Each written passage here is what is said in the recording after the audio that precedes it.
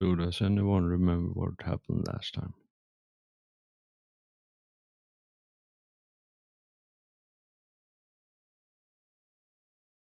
Went on to alien planet. There were people, and apparently only fucking Zeno could understand them decently well. Um, Half of the crew got kidnapped to go meet overlords, and Pilot and I stayed behind and fed little children. And yeah, There was the Eldar ship that we discovered, right? That was in Death Watch. Oh, my bad. Fuck, I'm getting them mixed up now. yeet. No, but they did let us know about a cave that had what appeared to be wreckage of a ship.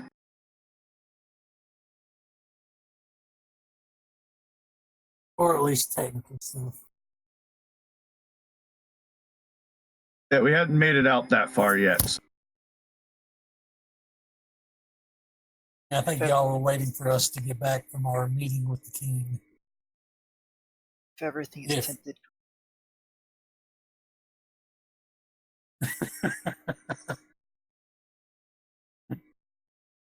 Yeah.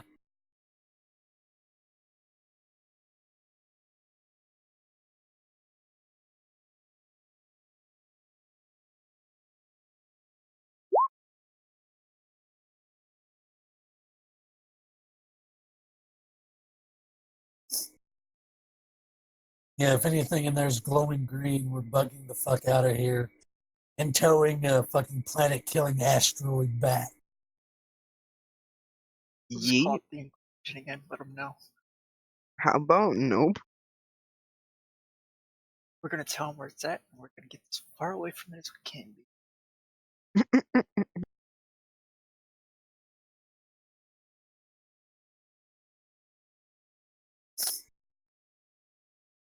Pretty much, because if it's glowing, it needs to go away. Okay, so no glowing death orbs. Got it. Or the assholes who like to be around the Death Orb.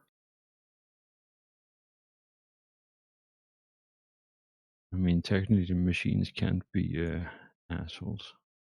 They're just machines. I mean, but if they were My experience, programmed they're with very much assholes, All fair points.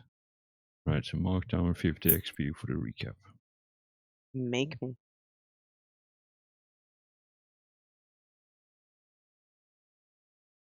All right, so that means Stormy is now out 50 XP. Yeet! Thank you. I don't need y'all's bullshit. She's back to rank. I don't need y'all's bullshit. She's starting back at a fresh character with no extra XP. She's switching place with the backward water farmer girl. Wow. Yeah, playing a level 0 commoner. Fucking disrespect. Nash, you gonna just laugh at me? Yeah. Fucking audacity, mate. You didn't take my side when I said I was a good boy. So Cause you're not. That doesn't mean that's a bad thing. You do not have to be a good boy to be like loved, or like being a brat is a wonderful, beautiful. Cool. Down girl. Make me. Alright. So before this is going sideways and overboard, why don't we start? So, last I remember, the pilot, the Seneschal, the Void Master, the Seneschal, and the second in command, Void Master, was hanging out on the gun cutter together with a pair of late teens who are confused and apparently well fed. And then the rest of you went to the King's Court. And slightly buzzed. Wait, who got buzzed? The teens. yeah, the pilot gave him Amasec. I gave him some good stuff I had on. Continues head shake of mild amusement. Excellent.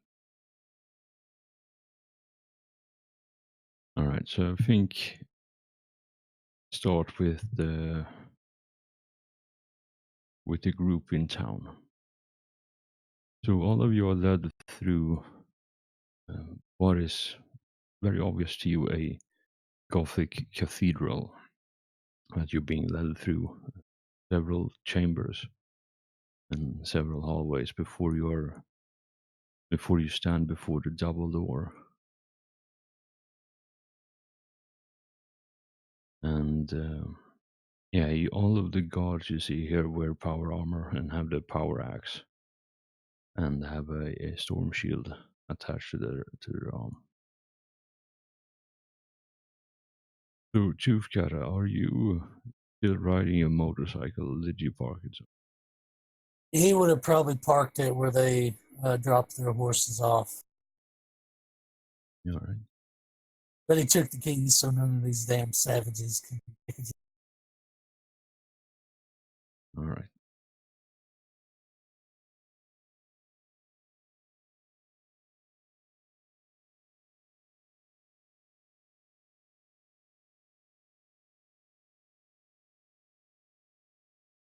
Yeah, so before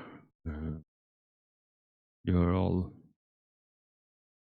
So I think as you're standing outside this large brass double door, one of them, you see guards surrounding you, like you're still walking in formation. In the middle of a formation of guards, and then there are the palace guards or throne guards. They're lining the walls, and a older man, probably like 70 or 80, like a withered old man wearing like gray robes, comes up to all of you and has a probably like early teen kid with him that's holding like what's the word, lectern, I think. Basically just something to write on that has a piece of parchment and ink and quill. And before, as you stand here, he comes up to all of you, and then he, in very broken low Gothic, he asks all of you what your names are. And then, as you introduce yourselves, if you do, he writes it down with the ink and quill on the parchment. I introduced myself as Swadiger Klepzig. Oh yes, right. Yeah. As you like went into town and went here, like have you at all covered your eyes, or is it still just the open sockets? I'll have my eyes covered. Yeah, you do have a silk scarf, I do believe, so you can have that around your head.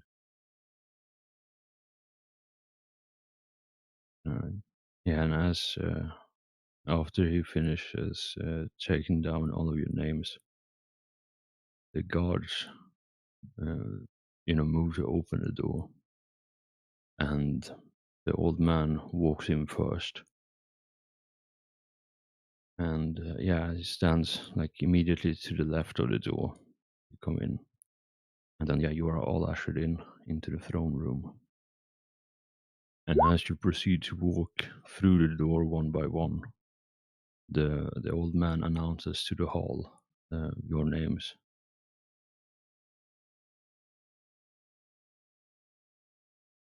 And inside the room is probably like all of you at some point, maybe not Chufkara, but the rest of you here have all at some point been in a cathedral, a ecclesiarch cathedral, and this is like it's comfortable and familiar. It's imperial architecture all everywhere here, and what you see as you come in, It's like the grand cathedrals you have been in other places you visited. It's fairly high vaulted ceiling, maybe like 20 meters up. And the room itself is maybe 30 long from the door where you are right now to the back wall. And then it's so 30 long, and then maybe 20 wide, so 10 meters. So what would this be? It's always a struggle when I don't have the exact measurements. But yeah, I think 20 or 30 from the door to the far end where the throne is. And then on each side, there is a red carpet from the door to the dais. And then on each side, there are gathered nobility standing. And then behind the nobles are marble columns that hold up the second story where more people are standing on. And at every column and pillar stands a god in power armor, significantly different from the one that you're escorted by. Looks a lot more ceremonial.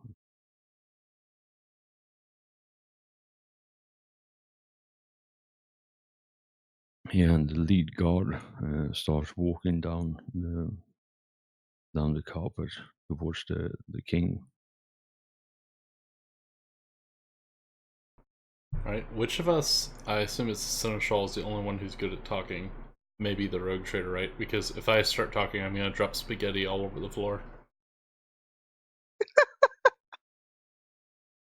Well, the Seneschal's not there, so one of y'all better talk without dropping spaghetti.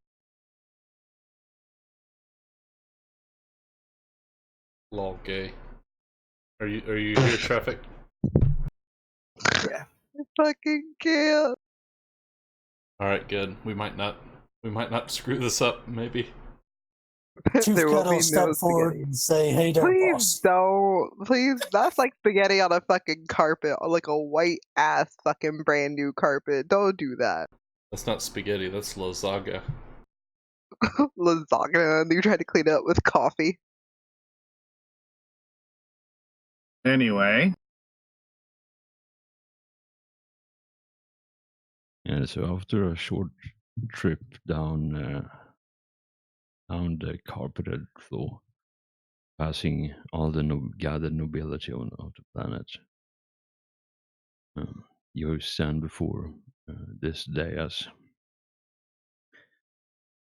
and it's essentially a three-tier dais, and the mid tier, it has a large ostentatious throne, a single large ostentatious throne, like dead center.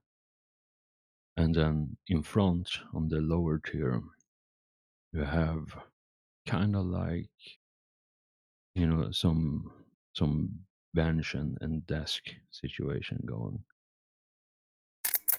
where a couple of scribes sit and other important figures. And then behind, on the top tier,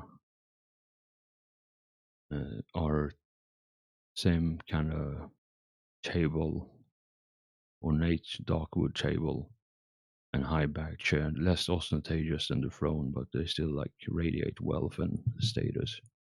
And there are two people sitting, one on each chair, behind the king, and there are three people sitting on the lowest chair in front of the king.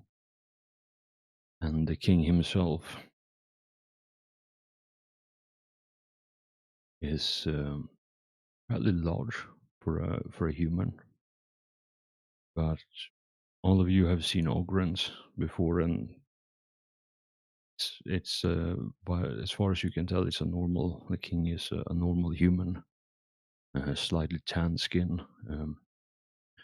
long flowing black hair, goatee, black goatee, and then very bushy, like stone eyebrows. And he's sitting in a crimson robe, and on every finger he has at least 2 rings with fairly large gemstones inset in them.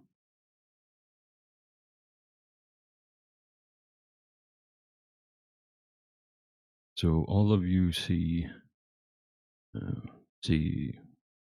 these 6 people on the dais.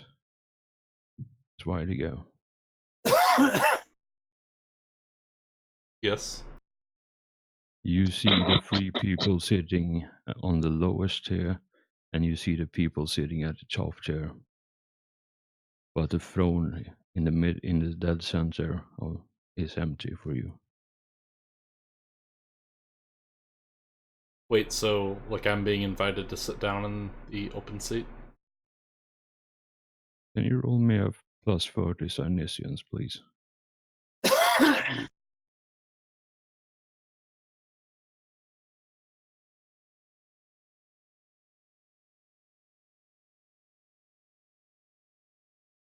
So for you, because of your unique abilities or curse, depending on how you see it, you see the persons to the right on the top chair behind the throne. You see that person, all of you see him wearing a long ornate robe, carrying a staff, with his silk hood covering his face, or covering their face rather. And there is no discernible body traits or features that you can see beyond the wrinkled hands holding the staff. It's wide to go. When you look at the dais, you see the person at the top right on the top dais radiate a fairly powerful glow, just like you do. And then there is this large black hole in the middle where the king would normally sit, where the throne is. Okay. Would I need to roll a Forbidden Lore to know what untouchables are? No, I'd say because of your training, because you are a sanctioned psychic, you had to deal with the Null Maidens before, so you have met untouchables, so you know what they are.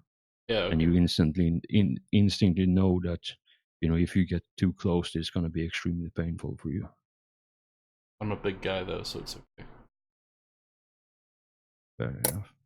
And yeah, all of you see the person in the rows with the hood up, standing behind the king, is shaking slightly, like there is tremors going through their entire body. Just seems like uncontrollable shaking. Not enough to like collapse on the floor or anything, but it's definitely noticeable.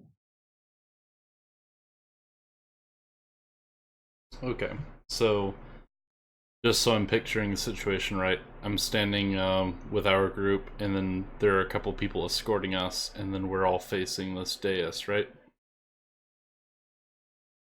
Okay, I'll do some simple thought sending to the rest of the party, and just inform them that there are psychers and anti-psychers, I'll call them, untouchables in this area. We should be very wary. I'm gonna open up the book and look up thought sending to refresh myself on this real quick. Toothcutter's going to point at the king's rings and say, "That's some real flashy knuckle dusters." Please.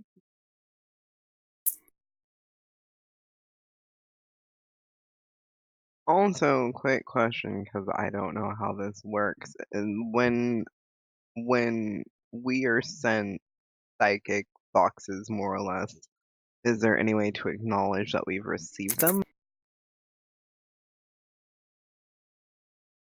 Or is it just like a one-way transmission kind of thing? That is an excellent question.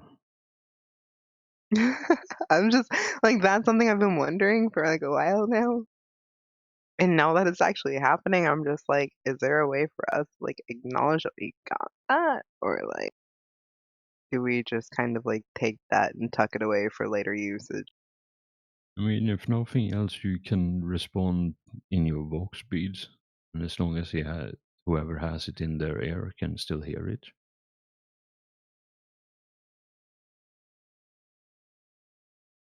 And I think I'm going to respond and let them know what's currently going on with us and let them know that if they need anything to just give us a holler, I guess. No?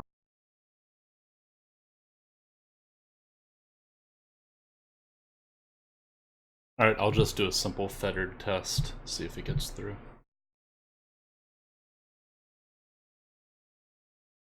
Alright, let me have a quick look. Because I think if you... Oh wait, you're doing a fettered thing. Yep, no Yeah, doubles. no. Yeah, no, for fettered, you don't need to roll a willpower. Like it automatically activates. Okay. It's the unfettered and the pushing that you need to roll for.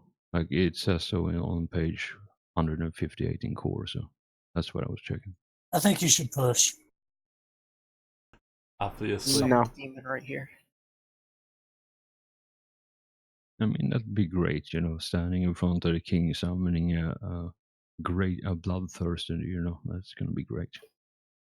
It was nice knowing you. It's time to leave.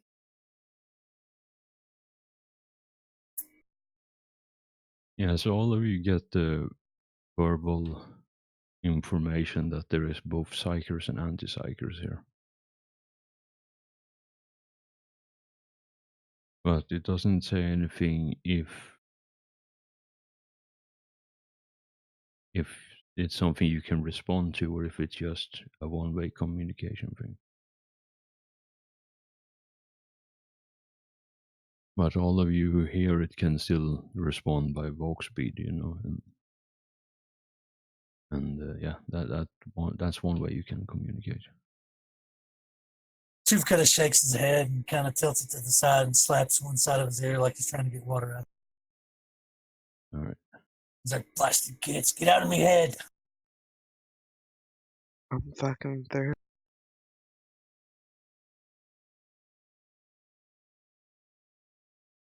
Yeah, and as you compliment him on his shiny knuckle dusters, the person to the left behind him leans over and whispers something in the king's ear. And you all of you see the king, or all of you except Swidiger, see the king look at his hand, just casually take off one of the rings, maybe on his like index finger, and toss it to you. You've got it.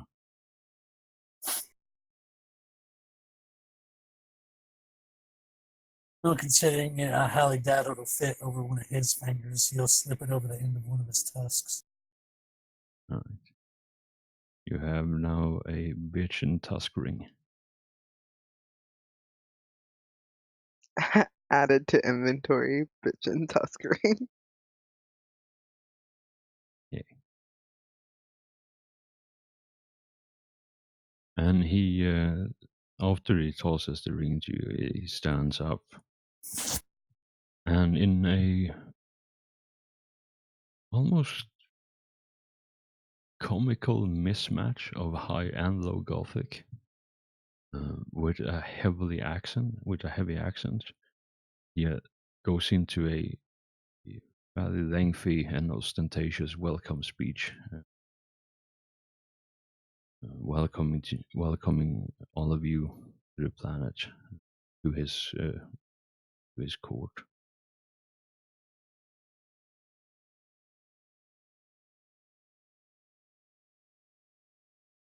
See, I had this written down, but I can't find my notes.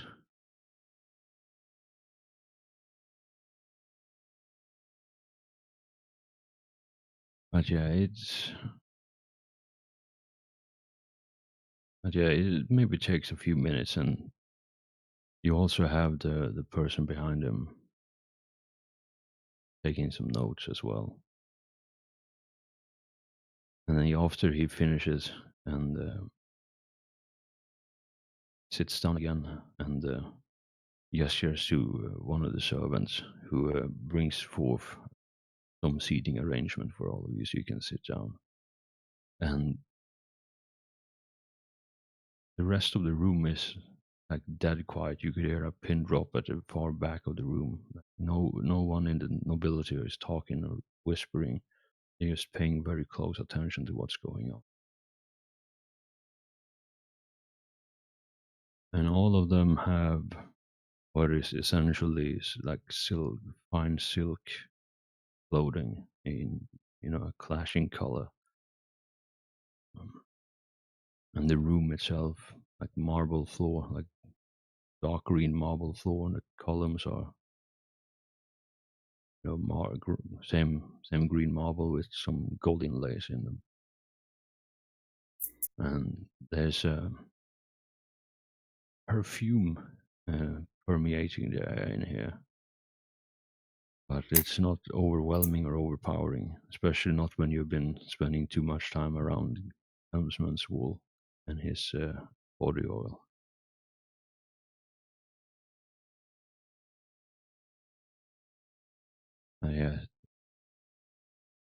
Some seatings are brought up to all of you so you can sit down,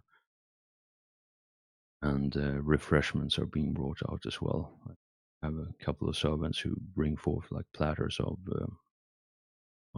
with goblets of something to drink. Yeah, I'll have a drink. I don't know any better.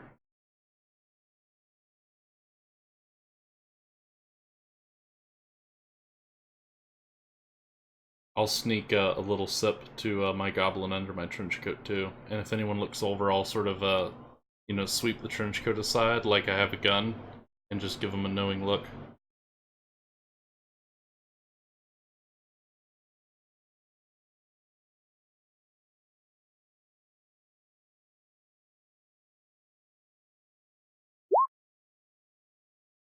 You see one of the noble ladies pass out. He just faints dead away. Exactly what I trained him for. Good boy. Wow.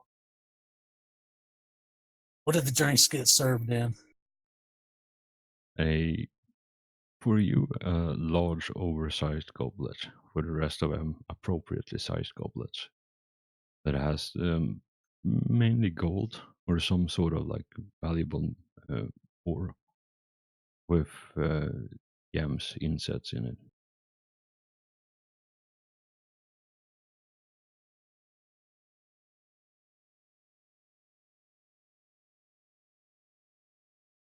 And he has refreshments are being brought in and served to all of you. The king steps down from his dais and approach you, and then a still ostentatious chair, but not as much as the throne, being brought down to the bottom of the dais so he can sit like at the floor level with all of you. And as he moves, you can see there is some definite bulk to him. Like he probably is very physically active, or is wearing armor underneath his robes of office. And yeah, all of you see on top of the dais, the person sitting on the right visibly relaxes and stops trembling as the king moves away. Schweidiger, you don't see anything other than the black void coming towards you.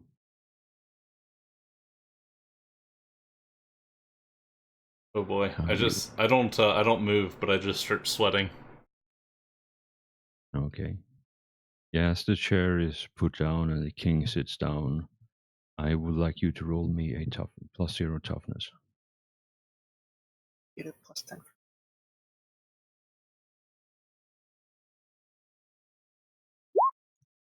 Sure. Nothing.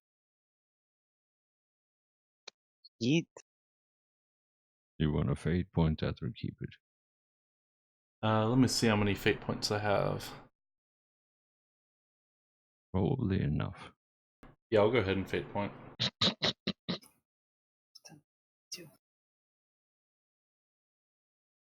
There you go. Yeah, as the proximity of the untouchable, as you come into the range of the untouchable, you get this fairly intense headache, like, you know, short of fairly close to a migraine, but not quite. But you manage to remain conscious and not lose your lunch.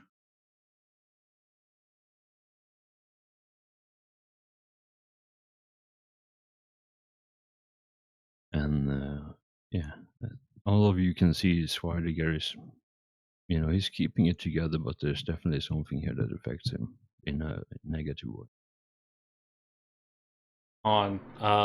Let me see here. I don't think I actually have the power I need to escape this problem, but my goblin is probably going to lose his shit with an untouchable nearby. Oh yeah, is this your Psy Goblin? Yes, my Psy Goblin is probably going to flee the premises because it has the cowardly quality. So you guys will see a goblin burst out of my jacket and then probably scurry under the table and out of sight because he's a stealth and speed build. Okay, so I require let's say a -10 willpower for the Psy Goblin. Can I give the goblin +10? You sure can. I believe goblin.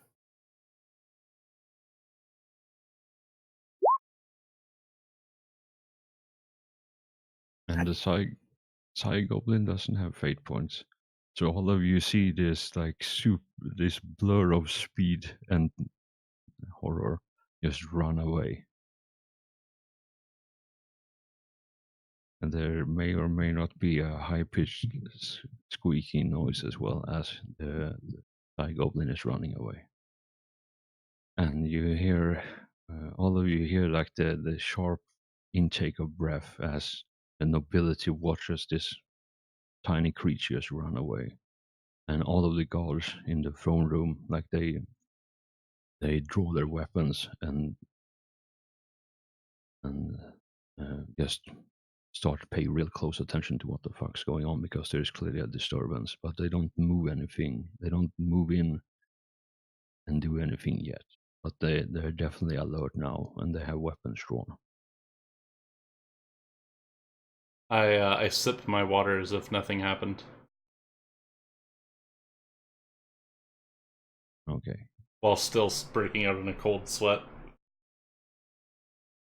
Cold sweat.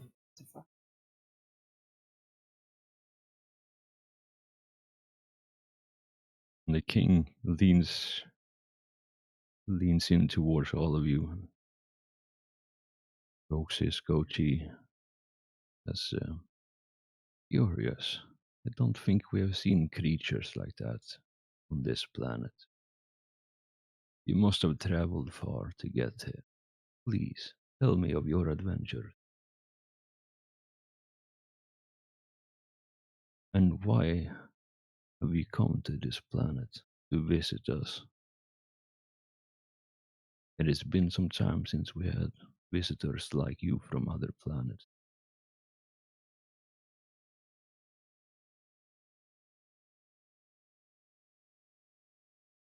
And Sweariga, as he is talking, you just hear a voice from somewhere, but you see no one actively talking to you. Oh man, this is just gonna be awkward from here on out.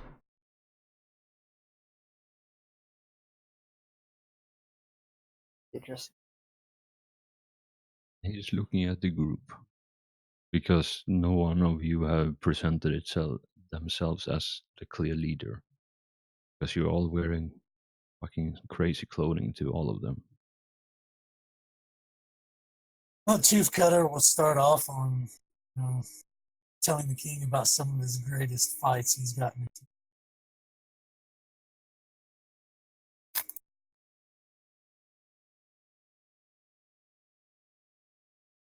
Yeah, Swidegar, if after Tufketa is ranting, however long this goes on, he'll talk about his choir of gifted individuals serving the God Emperor of mankind, and the work and training that goes into getting into and staying in the choir.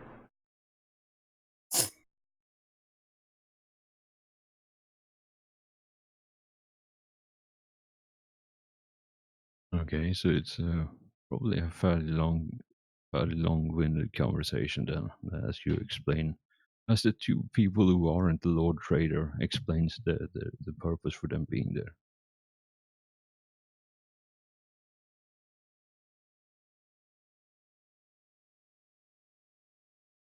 And yeah, the king politely listens to what you have to say,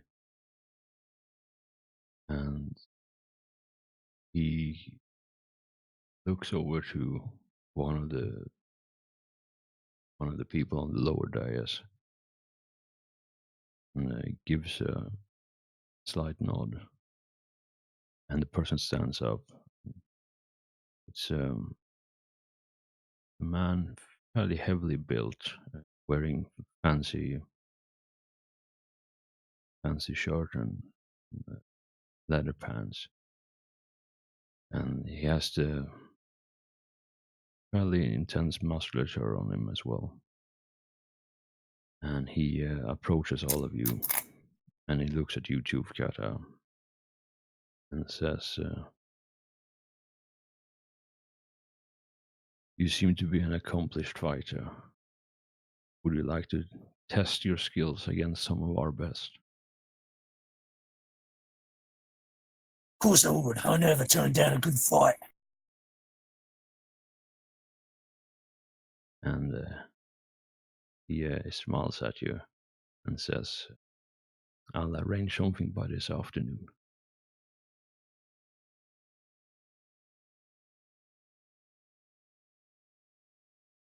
And he, with a nod from the king, he walks off, and you see him start talking to a couple of people in the crowd. And the king returns his attention to the group again, and he says, looks at you, Billy. "So how about you, quiet one? Why are you here, my planet?"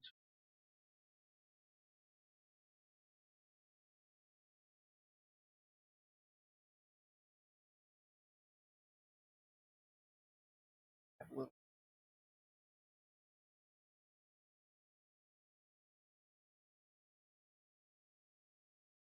And he nods at that and leans back in the chair and takes a goblet from the servant standing next to him, and takes a drink. Just keeps it, spins it around in his hand a bit. And if Schweidiger and anyone else who's drinking, like the quality of the alcohol here is like some of the best you have ever had.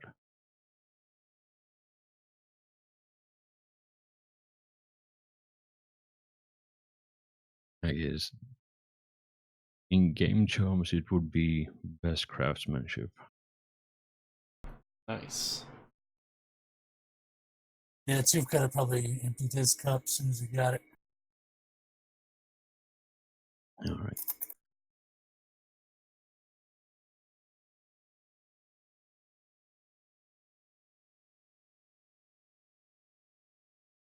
Like I said, it's been some time since we had visitors from elsewhere. So what is it that you like from us, seeing as you have the armaments and you clearly came from the sky?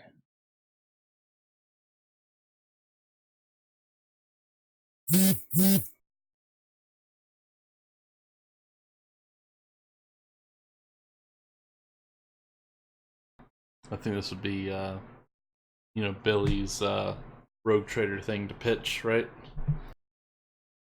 Yeah, I'm trying to figure out what I want to say to him.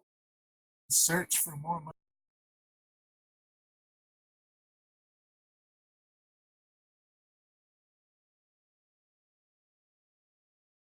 So while you all are thinking, can all of you there roll me an awareness, please?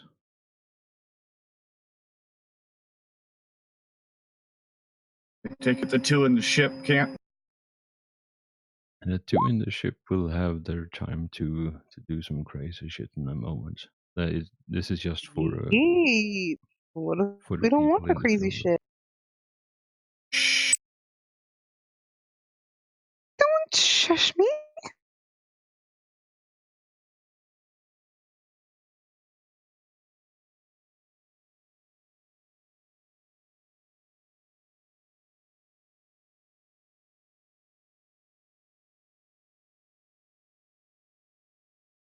All right. So yeah, in the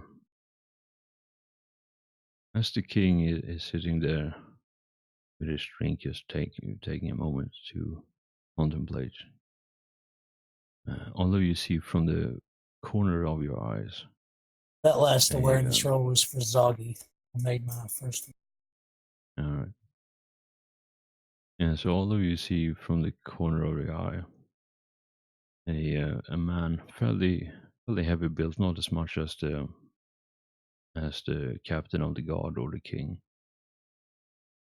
but has definitely a serious build to him. Standing in a corner, like fully robed, with the hood up, just looking, and he has completely different insignias on his robe. From the cut of the cloth is completely different from everything else worn in court. But he is standing at far enough away that he probably tries to be a bit sneaky. Doesn't do a very good job of it. You know, with all the muscular people around here, we should have brought Helmsman Scroll with us.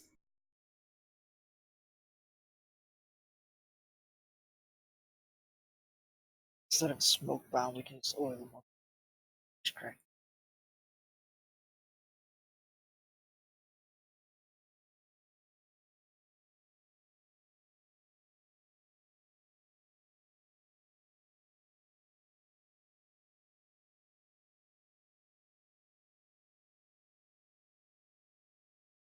And I think, yeah, I think the king looks at all of you again, and he says, "There is one thing I wish to know. Are there anything out there close to where we are? I have always wondered, and I look up at the sky, night sky, and I see the moon. Is there anything there, or are we all alone without threats here?"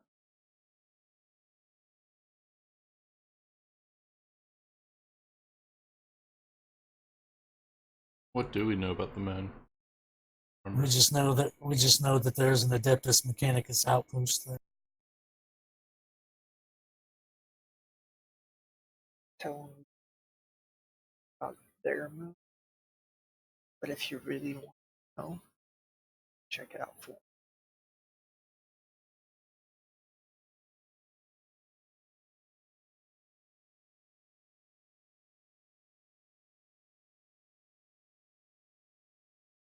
We'll need a king.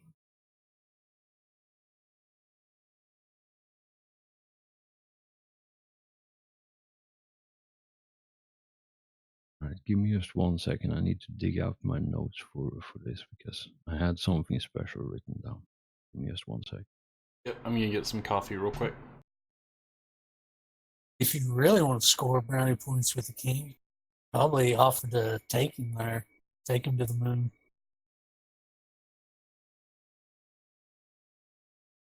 That I sounds was like a lot of thinking that. effort. But if he's gonna go bring a bunch of his guards with him, and the last thing I want is potentially a hostile faction on our ship trying to take over the ship. They probably wouldn't even know how to take it. Well, but they could try to kill everyone, keep the pilot alive. Well, the most he's going to bring is probably 10 to 20 guys. And we're only 5.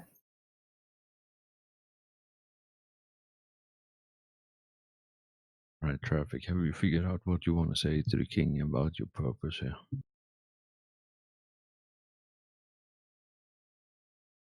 Yeah, I'm gonna keep it a little vague still. And looking for adventure. Maybe have a little fun. Depending on how it goes, maybe some money.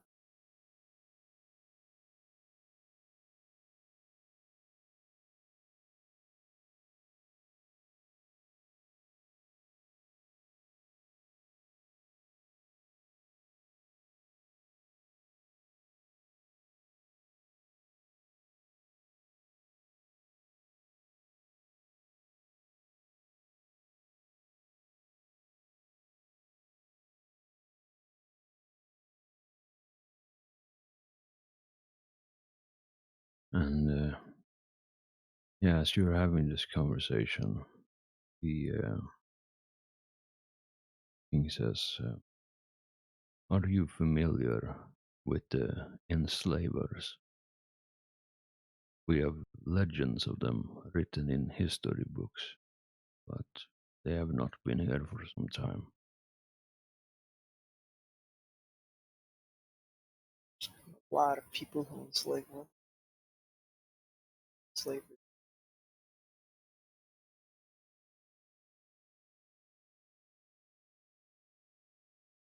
From the archives, it tells us that they are very tall, slender, and their weapons fires blades that will pierce even the mightiest of armor.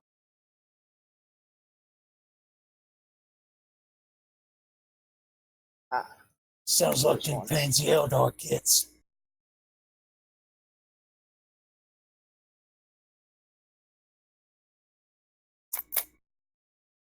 I know exactly.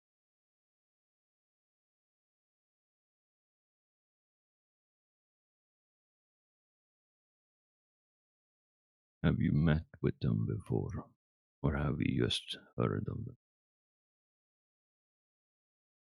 Never. All right, I'm back. Welcome back. Legend tells that Griswold I conquered the planet where those enslavers lived, and that is why the planet is called Griswold's Triumph, because him and his army drove them back into the stars.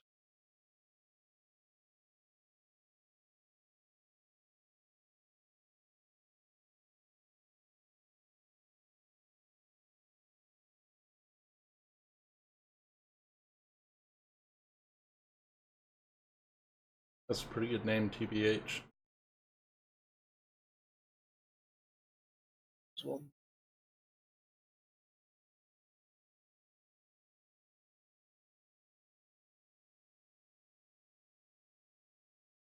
Yeah, actually, I think I might have something to say. So, Swidegar will address the king and say, I've noticed there are many people on this planet with strange gifts. Do you know anything about this?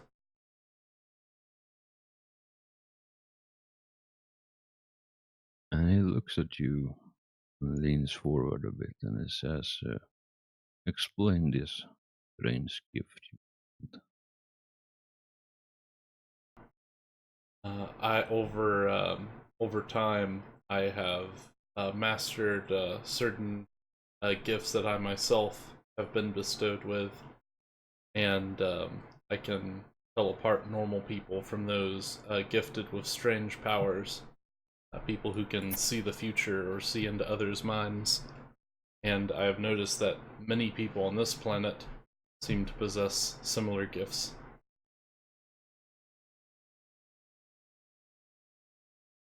And he stands up. As you finish talking, he stands up and he takes two fairly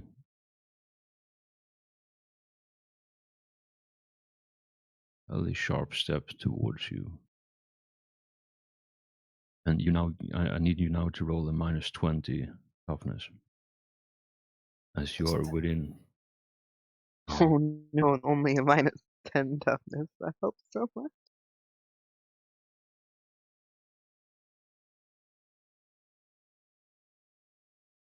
And there is a visible reaction from Swariga, but you manage to like stay conscious, even though the pain is definitely like getting real bad now for you. Like your entire body starts hurting as the king comes close. There is a slight tremble in your hand, but you don't lose conscience and you don't throw up or have any extreme adverse reaction to it. Yay, Schweigen. And yeah, as the king notices this, he backs down or takes the 2 steps back again and sits down. And he says, now I see what you mean. You are one of the affected. Some say it was a curse from the old gods. But your kind has been very useful for me.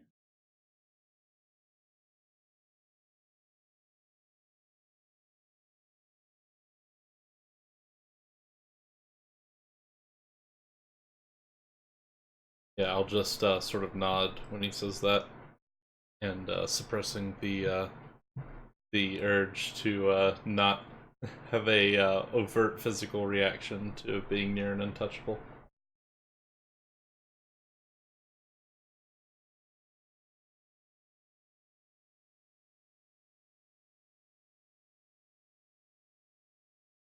And the thing you notice is that there is still, like you're sitting, all of you sitting within conversation distance, but there is still like a good few meters space between all of you. And the range he seems to affect you can lead you to believe that he is a fairly powerful untouchable.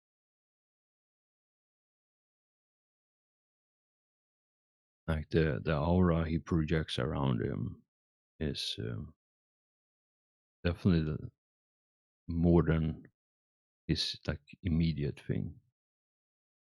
Because even when he sits down, you still like, feel uh, extremely uncomfortable, but it's not, unconscious migraine levels.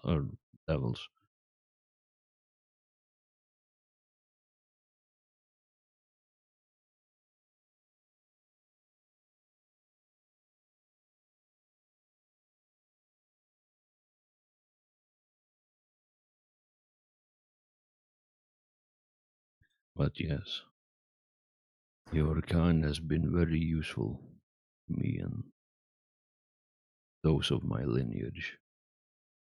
It is said that Griswold himself, long may his name be remembered,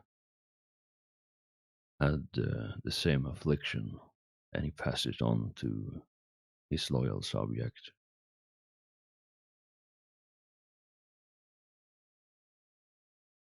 Yeah, I suppose that makes.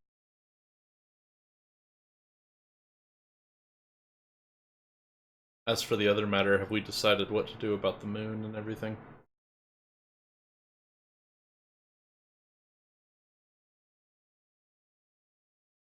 Sorry, could you repeat that? Oh, I was just wondering. I was out getting coffee for a few seconds. So, did we ever decide what to do, aside from what I was just asking?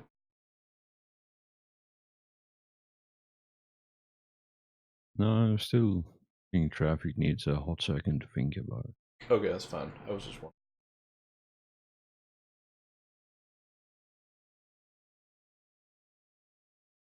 I mean, at the very least, we can go check it out. Or he's feeling daring. He could tag along and see for himself.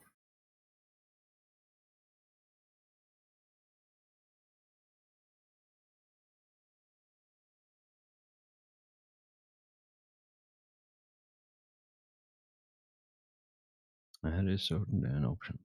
Since I've got common lower war, can I make a roll to see if I've heard of this Griswold guy?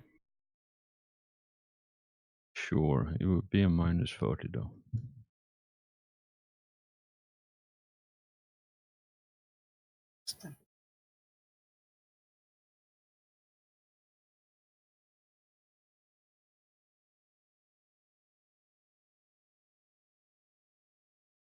Wow. Nope, never heard of him.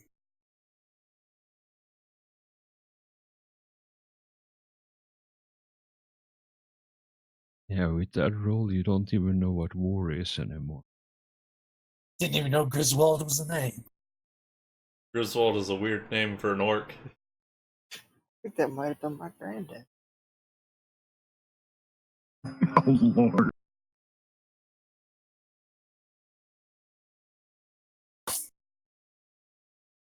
All right. So moving away for a hot second. So in the shuttle, what are the two of you doing? Are you hanging out with the kids, or are you doing whatever you're doing there?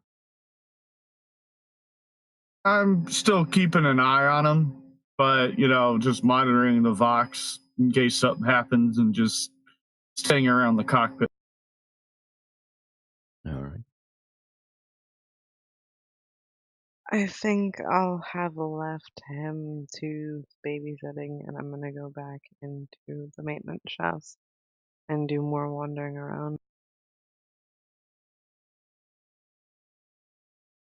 So for the gun cutter specifically, like it's very much just a small, like Oh, I figured they'd have it, it, many of them or something. yeah, not an lot, not large enough maintenance shafts for you to be able to fit in. Like you would need to be like tiny for that. That's tragic. Now I need to get a tiny little thing to go through, figure out the ins and outs of it. Yes, I do believe those are called servo skulls. Just put on there to do. Yes. Then I guess I'm just sitting in the corner watching with a data slate or something. All right.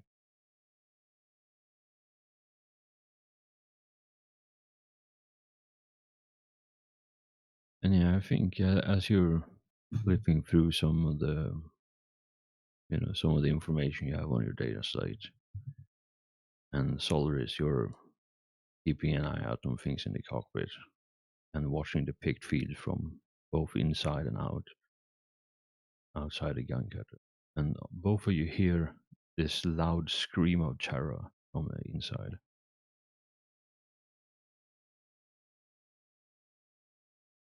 So on that, I'll draw my bolt pistol and start cautiously making my way towards where the screaming. All right. I'm going to follow him and put my helmet back on since I've had it. All right.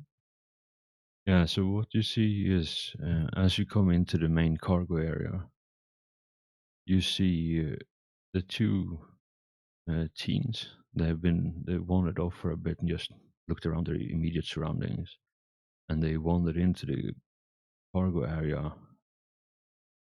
where Tooth Kata's 10 Shit! Salvatores. Don't worry about those. Come back here. They're not gonna hurt.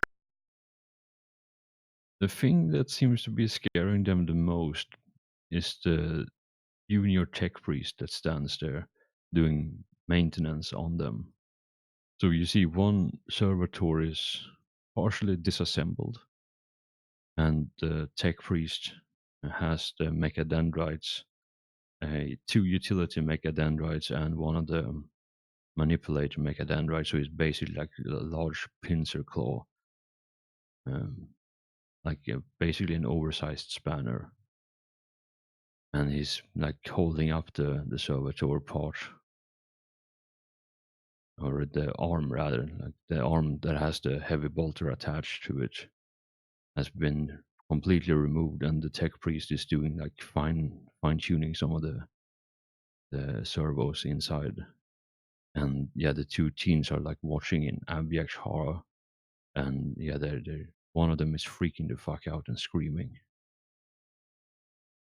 Alright, so I'm gonna put my bolt pistol back in the holster. I'm gonna, kind of get in front of them and, hey, it's fine.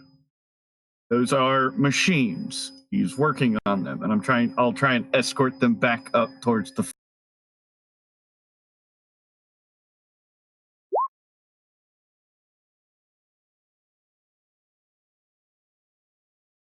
It probably could doesn't roll help. charm if you want me to. It probably doesn't help that they've been orcified. All the skin was painted green. They've got spikes on them. Yeah. Meanwhile, uttering under my breath something about that fucking orc. Yeah, you can roll charm if you want, a +0 charm. See if you can calm them down enough so they don't bolt for the door. For this, I'm going to use a fate point and add a plus. Excellent. Wow. Keep my mouth shut. You put your helmet back on. That's fair. Actually, I find that kind of hilarious. I put my helmet back on and I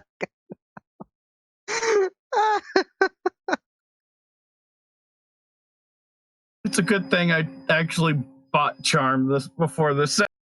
I have charm. I have charm trained. So do I. My dick's bigger than yours. So go.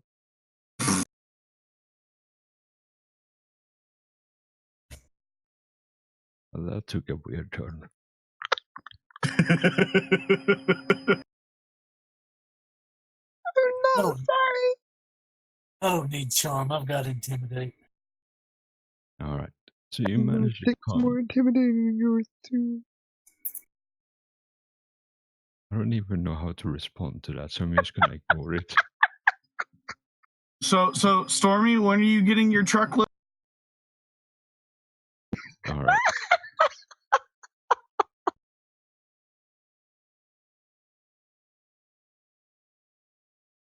All right, so you managed to calm them down enough that they're not immediately bolting through the door. And behind you, you hear the heavy footsteps of Helmsman Swall storming up the ramp again, one handing his autogun, which is essentially like the 40k equivalent of an M4. So he's storming up the ramp, holding that in one hand, and you see he's completely bare-chested again, flexing and with the other hand, and yeah, he's coated in body oil again. Does it ever really end? Sorry, what did you say, Traffic? Said, does the oil ever really end with him? Probably not. I don't want to see his expense account for body oil. I'm sure he always has an extra flask squirreled away somewhere. He eats instant ramen just to spend all of his money. I'd imagine it's more like 55-gallon drum. Nah, he puts that on the company expense account, He never pays for it himself. But I'll look over at the helmsman as he's running up the hatch and go, all right, no, all's good. Head. Yeah, he stops. See you having the situation contained. Flexes you as saluting and leaves walks down the ramp again, stand guard, still shirtless. Of course. Probably only owns that one shirt he wears for formal situations when we make him wear. Yeah, probably.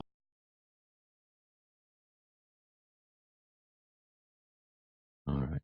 So you try to take a moment and explain the concept of machines and what's going on, but as best you can tell, soldiers, they don't really seem to get it, and they're a bit too scared of what the hell's going on to be able to comprehend it. But you manage to talk them down from panic, and they follow you back to the front of the ship, away from the cargo bay. It probably doesn't help that they're like buzzed and trying to process all this. No, I don't think it's, well, I did give some good stuff, but it wasn't that potent. They didn't have that much, and not to mention it's a feudal world. They're used to drink. Fair enough. So it's probably more the fact they're so overwhelmed with shit anyway. The poor babies. I'm gonna take my helmet back off, I guess, since we're going back into the main room and nobody's actually hurt or about to start shit.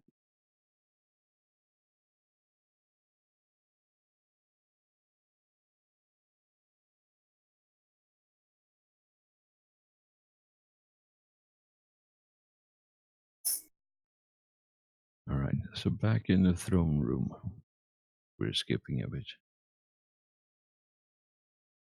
Keeping a bit of distance, that is. So, is there anything you want out of this meeting with the king, this initial meeting with the king?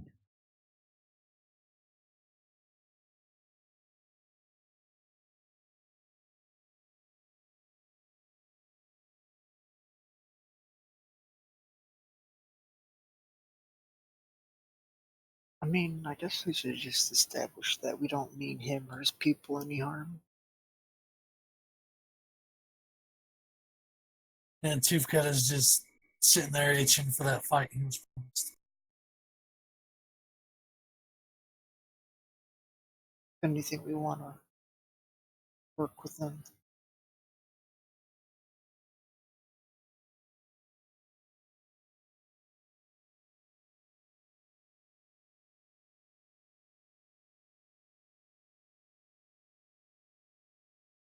So do you bring up that maybe you want consider some sort of trade here, or is that just something you keep in the back of your head for now? For now, maybe we can bring that up after we take him possibly to the moon. He scratched his back, he scratches ours.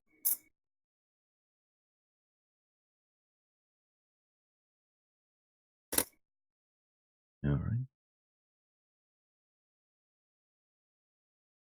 So do you make the offer to take him, to ship him to the moon? I'm going to tell him that we can check the moon for him, or if he's interested, we'd be willing to let him come with us to check the moon. If you would like to see firsthand and know for sure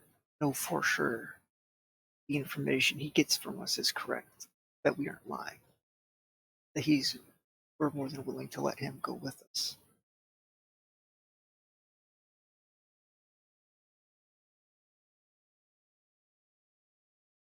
Yeah, he sits back in his chair again. And he once again spins the goblet in his hand, takes a sip from it, and he seems to be thinking a bit. And there is some conversation in the background now, like there is a low murmur of voices.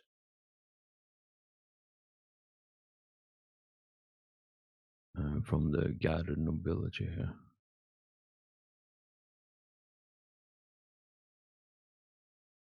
That is a most generous offer. If it will be acceptable, I would like Severus to go with you to explore and investigate this situation. I trust his judgment, and he is captain of my guard.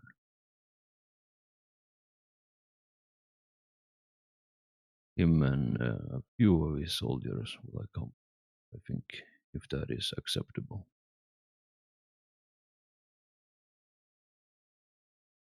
Just need to know how many, because there's only so much room we can fit. How many can you take?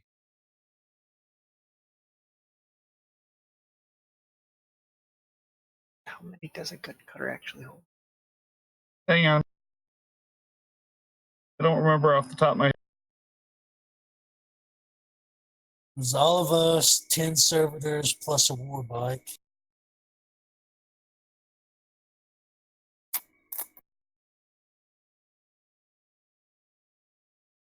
I do believe it's room for 30 total or equivalent cargo. There are personal quarters for 6. And then that is not included the 2 pilots and the tech priest required to pilot it. But it's into the storm if someone wanted to have a look at that and see if. I'm trying to find it now. All right, thank you.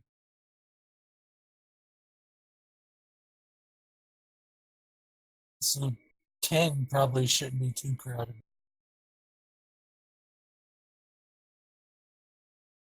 So roughly the captain of his guard and 9.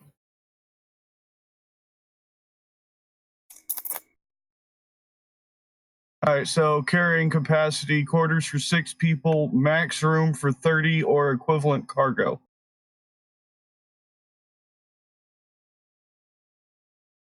All right. So there's 5 of us. Swole. Tech priest.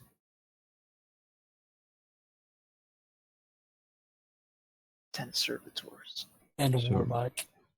Yeah, so how much space does a war bike take? I'm assuming it's probably a couple.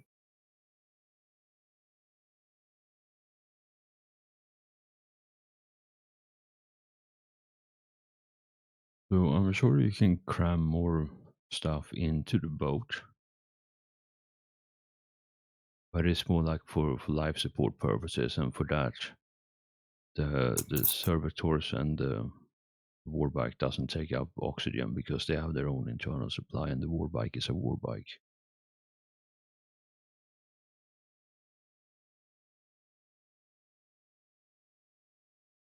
But yeah, no, if you accept 10, like him and 9 of his guards, then that should be more than plenty of room for all of you. I'll tell the king that it's captain. You can take the captain and maybe 9 extra. Yeah, he looks over his shoulder to one of the guards standing by the dais, and you see him. You see the suit of armor has a lot more ornate detail to it, and yeah, he bows his head towards the king, and the king looks to you and says, "That is acceptable."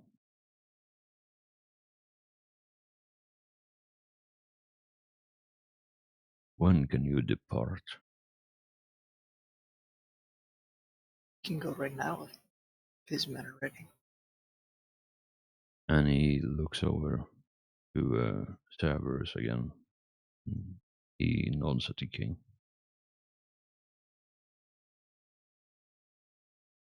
Give him 10 minutes, and he shall be ready. Then we'll make our preparations to leave. Excellent. It was a pleasure meeting you, Off-Worlders, and I hope we can have a long and prosperous relationship together.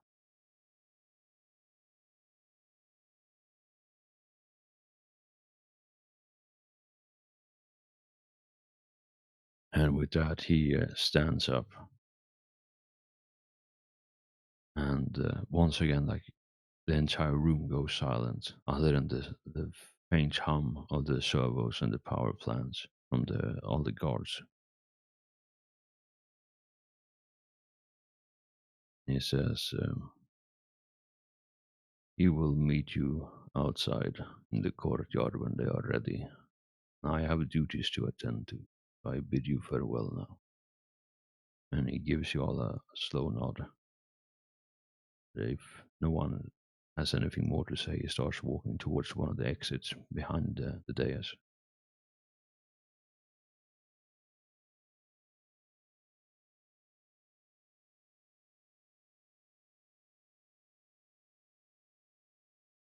Just eagerly waiting for the first person to leave before I can scurry out. Find a potted plant to throw up my protein shake into.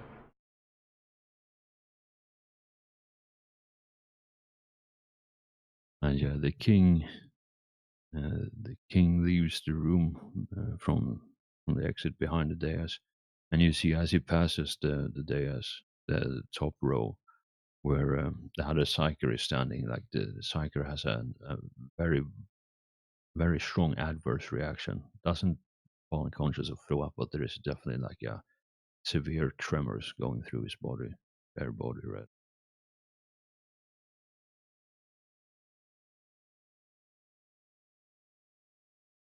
And yeah, one of the guards that's been escorting you, that's standing in a very loose formation around you,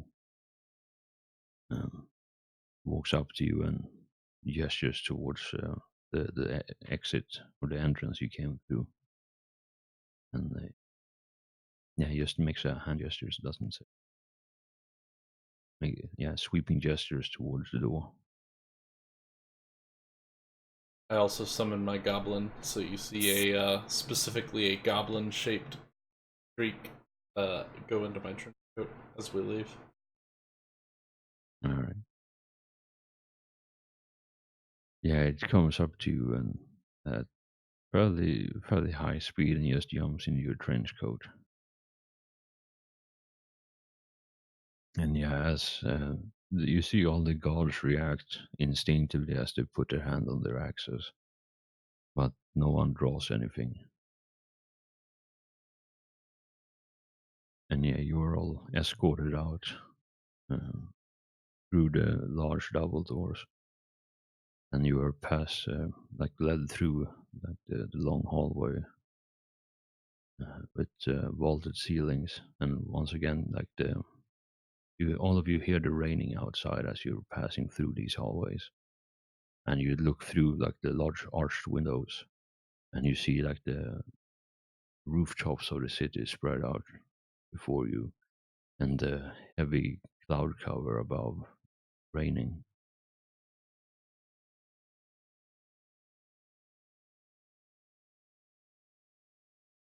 And yeah, as you come out into the courtyard again, you see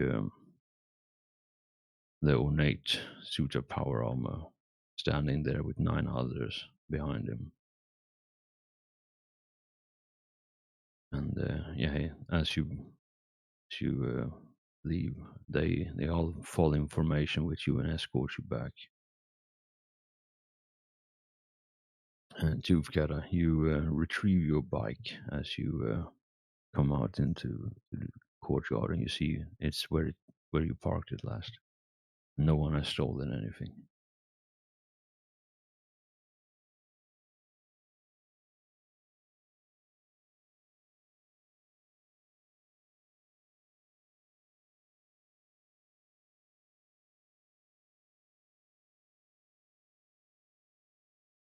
And he'll hop on and fire. All right. Yeah, so there is a deafening roar as the engine on the war bike roars into life. And yeah, you drive in formation with the rest of them, unless you want to go ahead of everyone. Yeah, he'll ride on ahead to the gun cutter and inform everybody that we're going to the moon. We're bringing guests.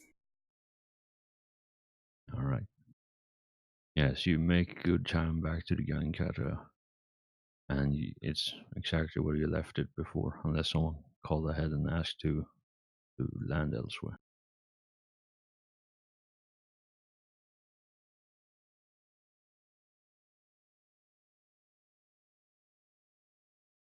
I was gonna say, if somebody actually, if I heard it over the box, I would have radioed in, going, "Hey, Commander or Captain, do you want me to land in the courtyard, make this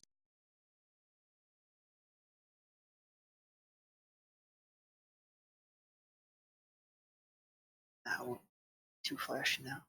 Maybe on the return we'll show off. Roger. I'll have the cutter ready and moving.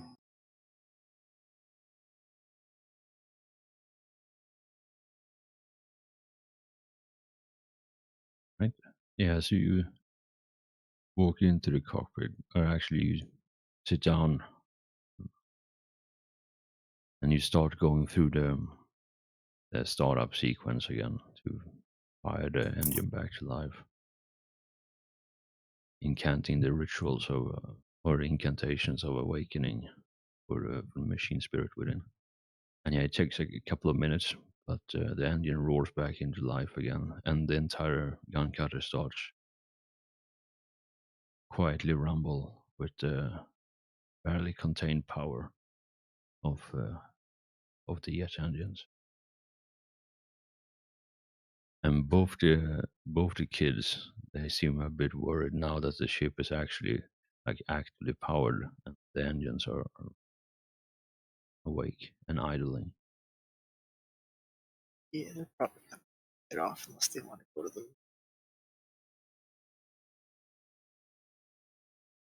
Yeah, so I'm gonna, after it's, the engines are warmed up and everything like that, I'm gonna get up and go back to him and go, okay, well, this, explain the situation and everything that's going on.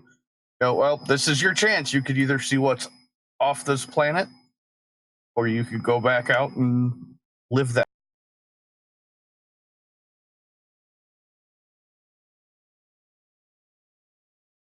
All right. Yeah. So as you explain the situation, the two of them have a short like a conversation, animated conversation by the sound of it.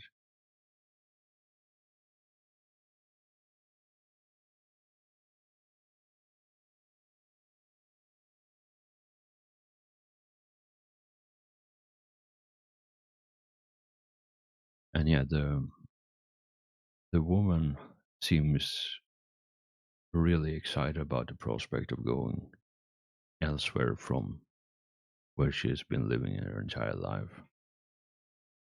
And it may take like a minute or so for them to talk back and forth, have a conversation.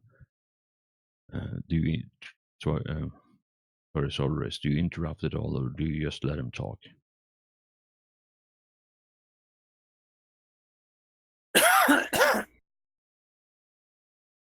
About how long until the rest of the group gets back?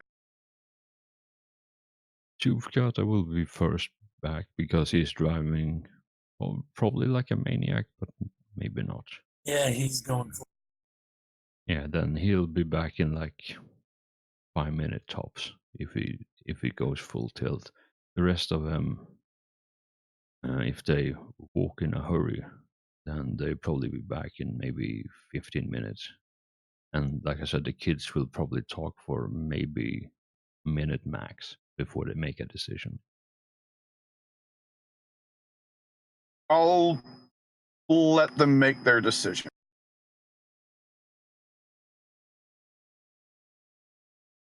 All right. Yeah, so after about a minute or so of fairly like intense back and forth, the woman turns to you and says, "We would like to see what's out there." Very well. Just let you know we have about 9 of the Triumph Guard coming along. There's a couple seats over there. Strap in, have fun. But I'm going to walk back up to the cockpit. All right, Beatrice, are you still watching there and watching this, or are you elsewhere dealing with something? I'm going to watch, I guess, and I'll offer to sit next to them if they're worried about their Triumph Guard coming. Okay, as you see this like clearly visible reaction to when Soldier says that there's gonna be like 9 or 10 Triumph Guards coming aboard, and they look scared as all hell.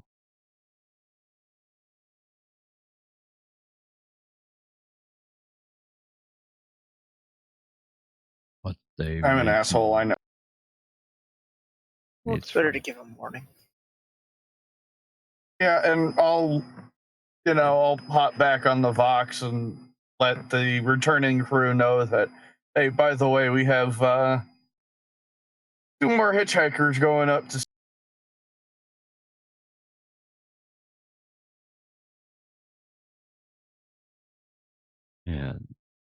Yeah, they seem scared by the fact that there's gonna be Triumph Guard here, but they make no moves to leave.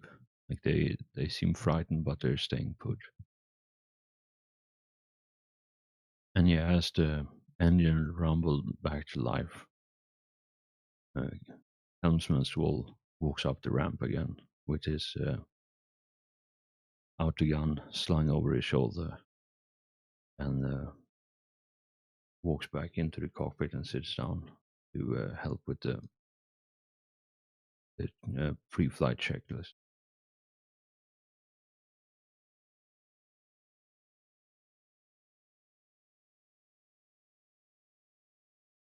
All right, and I sit and wait until everybody gets back.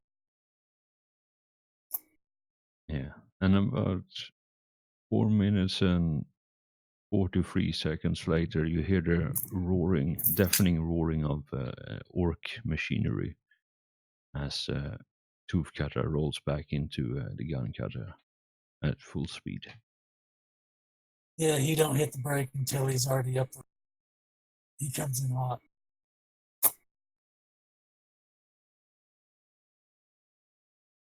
And at that point, the kids sitting there and they are startled by the loud noise, but they just look. They don't really say much. And yeah, Tooth Cutter, as you roll in, you see the your combat servitors the way you left them. You park your gun cutter, you park your war bike, and you see Beatrice and the 2 kids that you saw earlier sitting somewhere in like the, I suppose, small mess hall or some such, like common room on the gun cutter.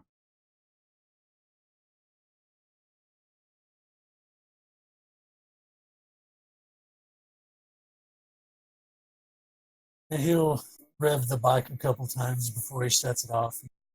Just love noise. All right. And he'll hop off and secure the bike and then probably take a seat and wait on the rest. All right.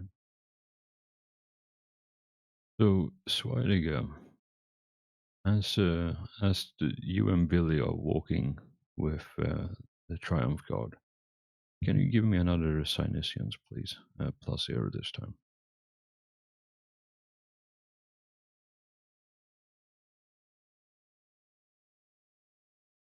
You want a fate point to keep? I'll go ahead and fate point. Take a +10 for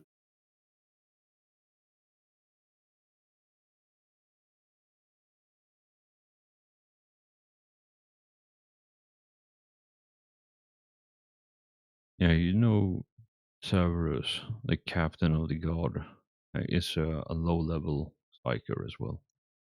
You don't know what he is capable of doing, but you know that of all of them, he has some psychic potential.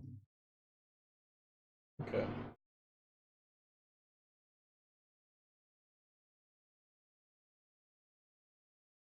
So that's what you notice during your walk.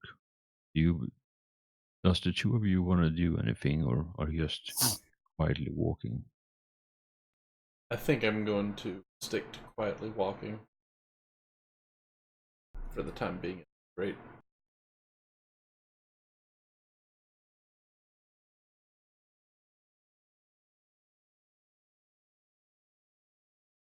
Yeah, he didn't really seem the talkative type back in the hall around the king. Hasn't really seemed like it so far, so I'm just gonna not push the issue. But they're quiet. All right. as you walk in silence, the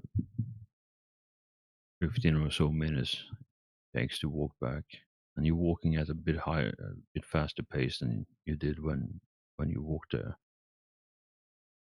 Once again, the people as you're walking in town, like people are staring at you, because no one has seen someone who looks like you before, and they also stare at the Triumph Guard because that's some terrible shit, right? But yeah, you walk in the rain, the wet cobblestone that turns to gravel, then turns to mud as you leave the city, and you walk towards the arena where you parked the gun cutter. And yeah, you walk through the portcullis into the arena floor, and you see the gun cutter sitting there, and you hear the familiar and comfortable sound of the engine idling, wait for you.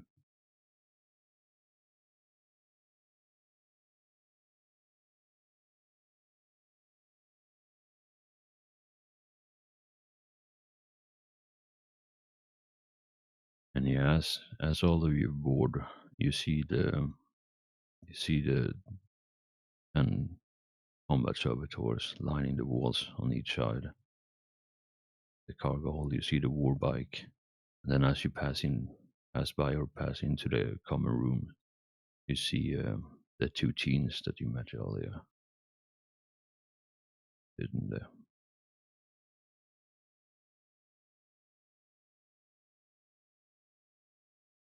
Right, so we take these guys to the...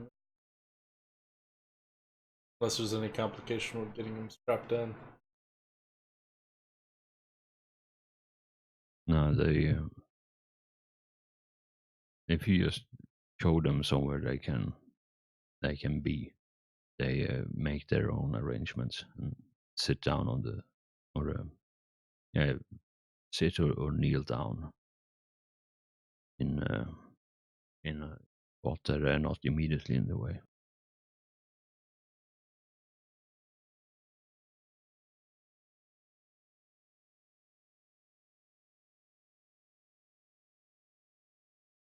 All right. So where exactly on the moon do you want to go? Are you just gonna do a flyby, or what's the plan here for this bit? I was thinking we could maybe go into orbit for the moon. Then from there, ask the guard captain if there's anything in particular he wants to look for on behalf of the king.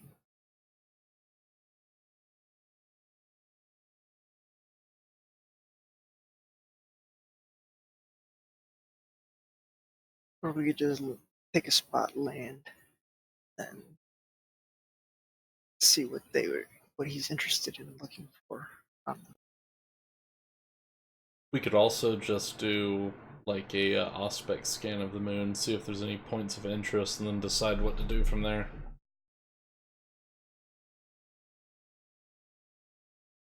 Assuming we have someone who is any good at scrutiny.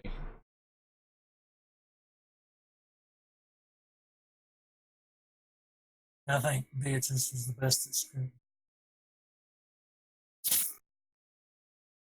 I'm okay at it. One sec, let me check.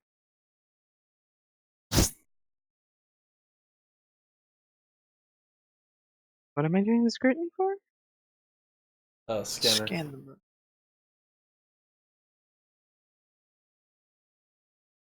What do we get from the ship? Isn't it like a plus 25? Oh, Plus 10 from. I got that with the plus. And do you want me to do the plus 25? So, are you using the gun cutter's auspex unit, or are you boxing the ship and telling them to? Oh shit! Yeah, to use never their mind. auspex? I had a brain fart. Yeah, that happens sometimes. Yeah. But yeah, if you want to dock at your ship first and just have the ship the cutter be rearmed and refueled as the ship breaks, as the main ship breaks orbit and takes a high anchor at the moon. You can use the scans for that. Otherwise, you can just take the cutter and fly, but it's going to take a bit longer time.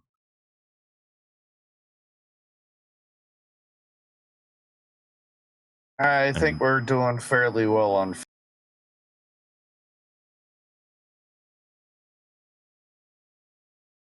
Yeah, so it's going to take maybe a day or so to travel to the moon in the gun cutter.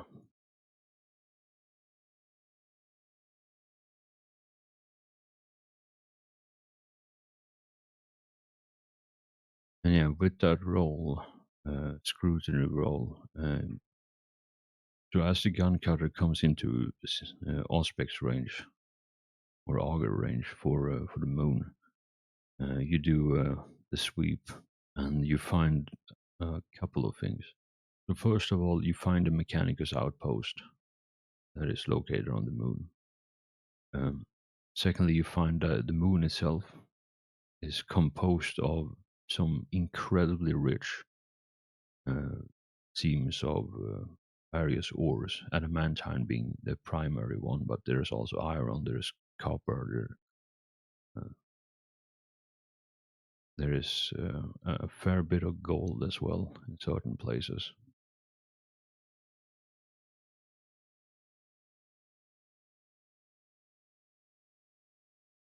And you also know that the moon itself on the outside doesn't have any atmosphere whatsoever. It has a bit of gravity, enough that you don't float into space, but you would need some sort of suit to walk on the moon, the surface of it at least. I guess I'll convey this information to everyone.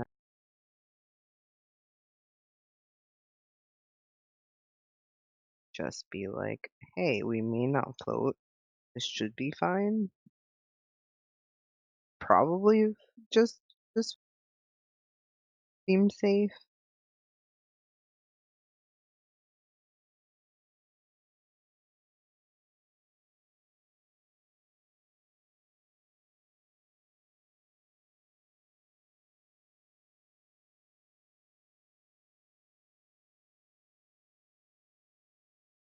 All right, so all of you hear that.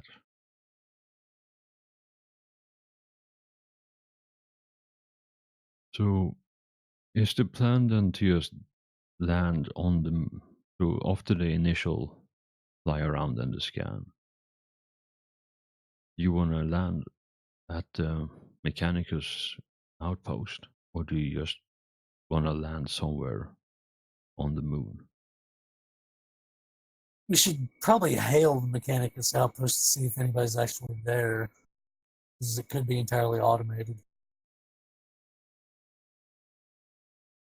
Yeah, it sounds like a really good plan.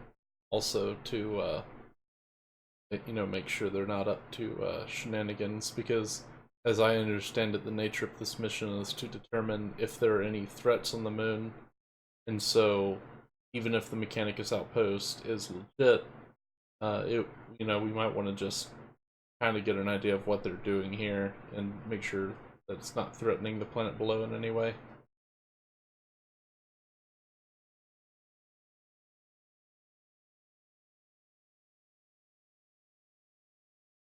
All right.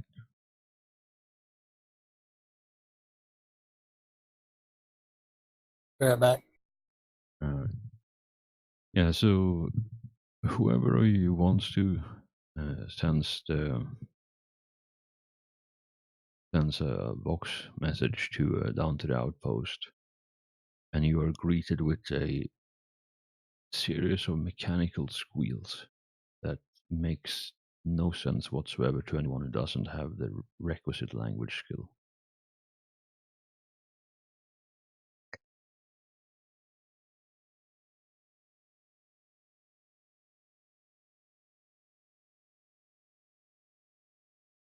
Well, we could probably steal one of our own cog boys off the ship and see if they can understand this. Well, so here's the thing: in case you don't know, or in case you forgot, um, a gun cutter requires one pilot, one co-pilot, and one tech priest to function properly. So there is a junior tech priest on the gun cutter right now.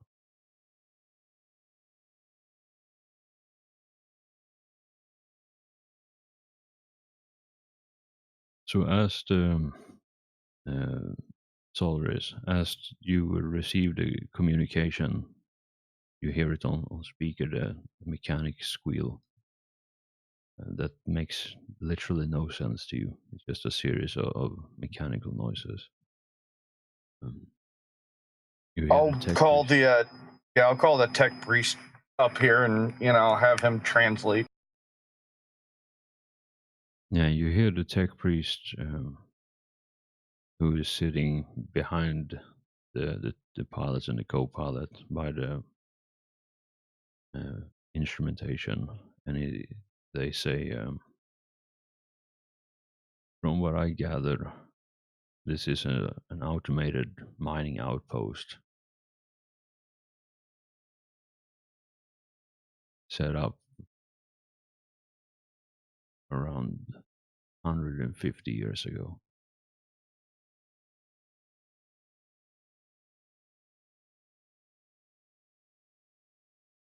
And I'm back. We're with the mechanic to see it.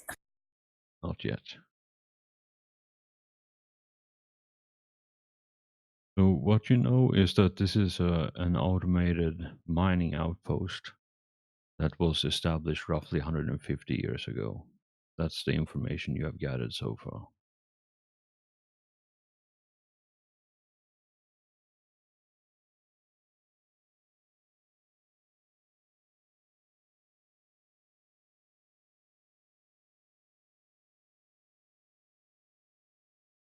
Is it in operation at the moment?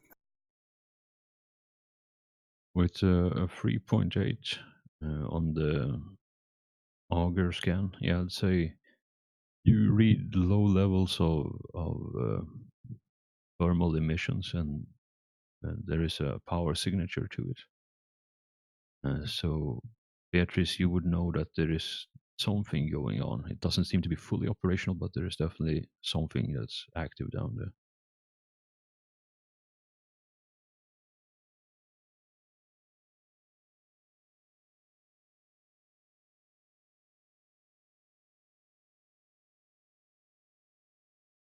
As rich as this moon and this system is, you think this would be going full bore?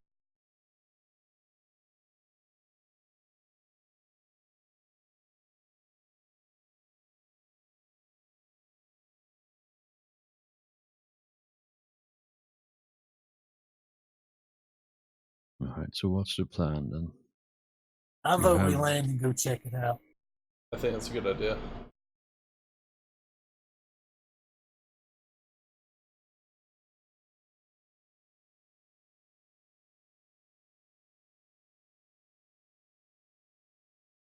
All right. What do the rest of you think?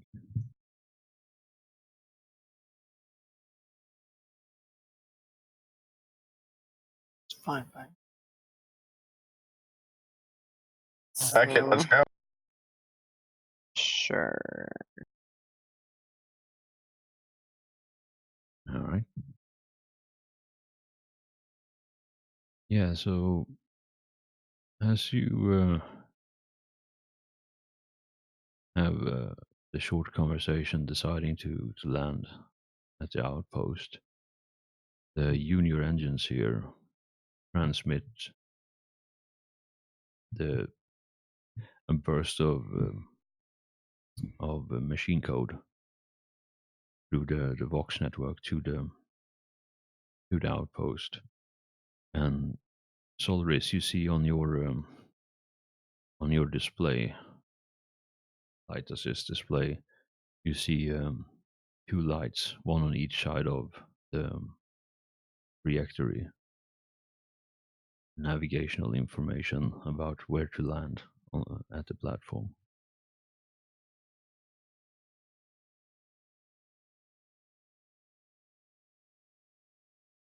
Okay, so I'm just gonna follow it in, but keep an eye out for automated defenses that might activate.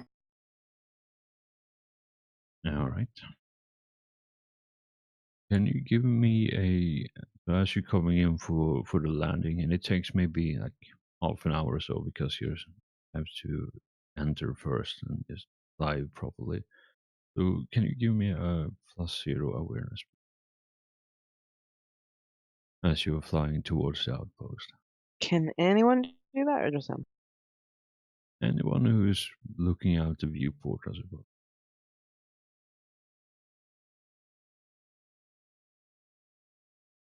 Do we all get +10? Yeah, I was gonna say, would the rogue trader be giving +10s for this? Because he'd probably be there. You should always just assume by default if I'm there, you get a +10. Yeet. Well, I see. Okay, better, but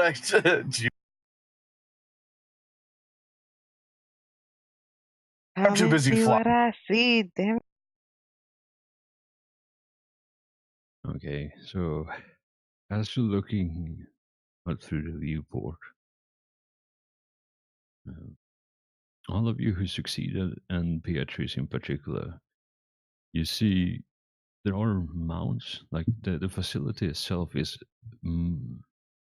monolithic, might be a bit of an understatement, but it's definitely large enough that the gun cutter is tiny by comparison. Like we're talking probably like several square kilometers of facility here, and the landing pad is just one of several, and they're all different sizes. So there's probably a good amount of cargo haulers that can land here at the same time when it's in full operation. But yeah, you see, as come close enough to actually view it properly, you see there is definitely mounts both on the structure itself and on the landing pads where some defenses or defensive turrets would have been placed, but are not there anymore.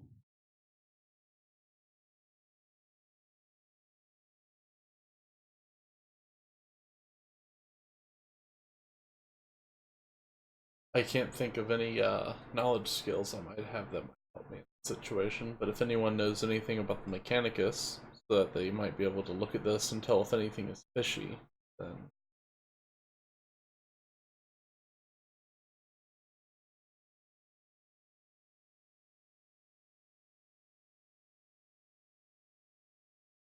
I think it's just fishy in general that there is a unarmed, automated mining outpost on a mineral-rich planet that's not in full production that's been sitting here for 150 years.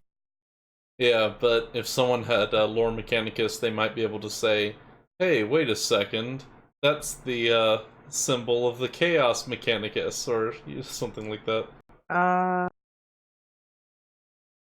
So if I had gotten common lore Adeptus Mechanicus, would that be a good thing to use?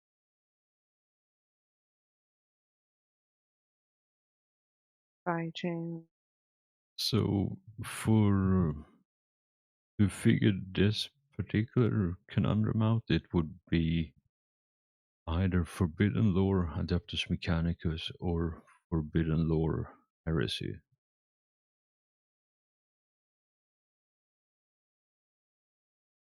I got Forbidden Lore Xeno. Eat. Or you can roll that. What? Fine, then I'm doing. Excellent.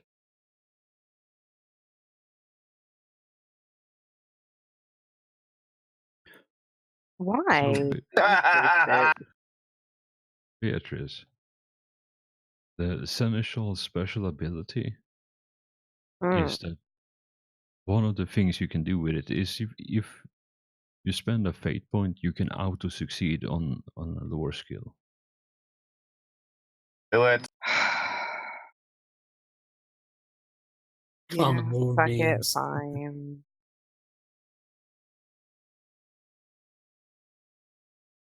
I guess I'm burning a fate point. What do I know? No, not burning, not burning, using. Spending. Okay, Spending. use holy shit. I am using a fate point. Holy fucking shit. Okay. Burning has a far different meaning in this game. Noted. Yes.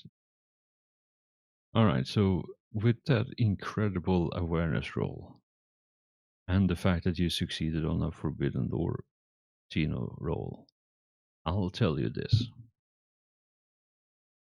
There is some damages around where some of the mounts are, where some of the hatches are, where the turrets would be, normally would be at least.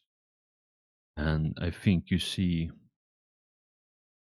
there is some debris scattered around it on the planet because it has gravity. There seem, from what you can tell, there seems to be some scattered remains of an Eldar flyer that has crashed somewhere. That nearby you see the scattered debris of one. Like you recognize some of the pieces as Eldar design. You can't tell how long it's been here. But yeah, that's something you know.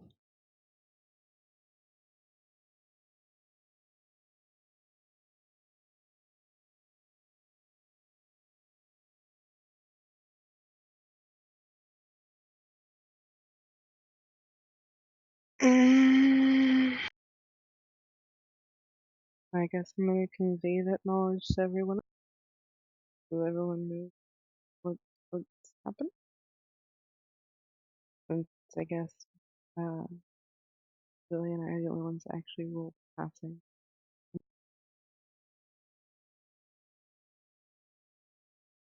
Oh yeah, Billy. Yeah, you see. You see. Did you actually succeed on your? Barely. Yeah. On, So you probably see some sort of debris that doesn't match anything imperial, and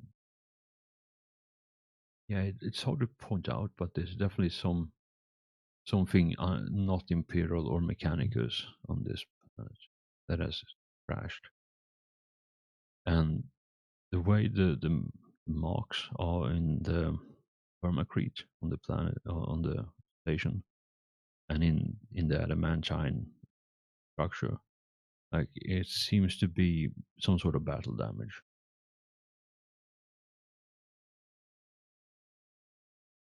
And now that Beatrice pointed out to all of you that there is apparently an Eldar, or at least parts of an Eldar wreck here, like some of the signs you see makes a bit more sense.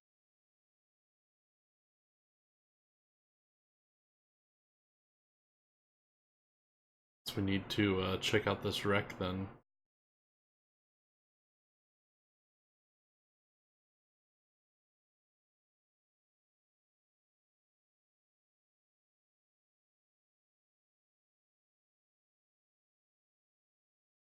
Right, so do you sit down on the platform, or do you just hang out hovering there?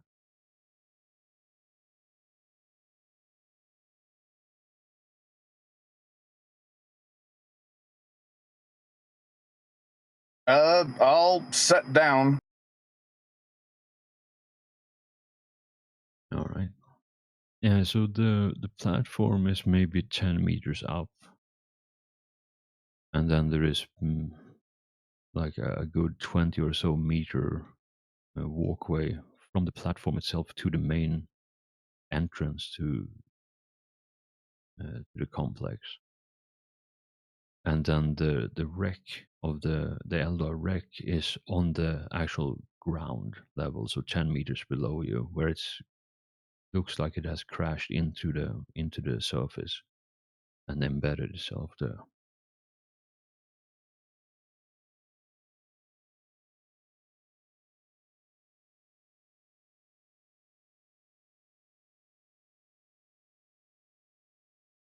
And like I said, the gravity there's enough gravity that you won't just fly off into space. So chances are you won't take any damage if you were to jump down from the platform. But the whole place doesn't have air. Like it's an airless moon. There's no atmosphere whatsoever. It just has gravity.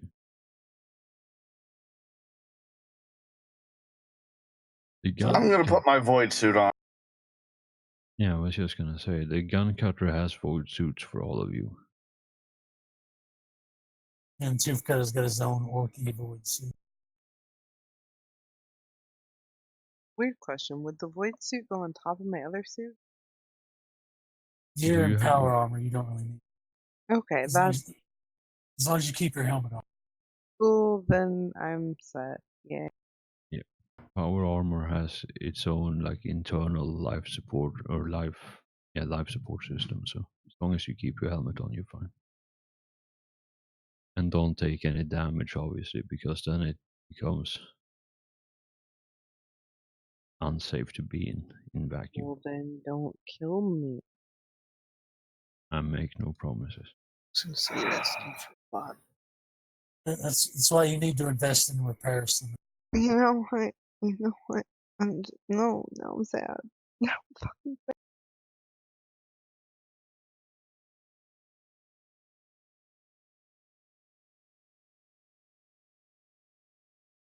Or what were you saying, Traffic? I was gonna say my stormtrooper carapace armor is sealed right. Or do I need the breather for it to be considered sealed? So I think we have had this discussion before. We haven't. I just don't. So I think it's sealed enough that it will protect you from environmental hazard, like a gas cloud, for example, or like lethal toxins, unless it's corrosive. The problem is that you're going to be exposed to hard vacuum, and for that you would need a vac suit unless you have power armor, because otherwise the sheer like temperature drop as you step out is going to kill you. Like you're going to go into shock immediately and just go unconscious, even if you can breathe. Like the cold itself is going to kill you then.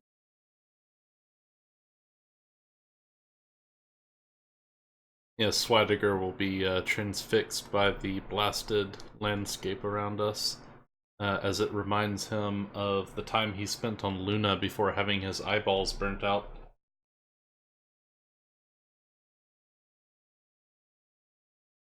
Ah, yes, fond childhood memories.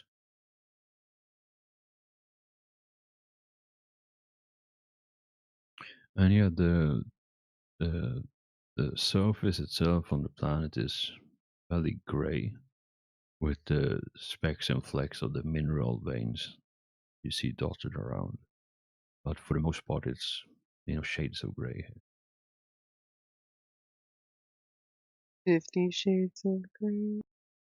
No, 49. 69. Hey, that's what's up,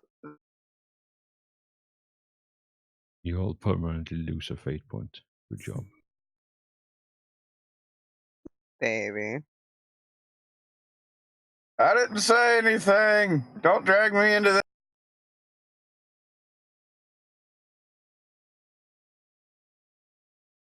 Okay, so you all suit up and start heading towards the exit.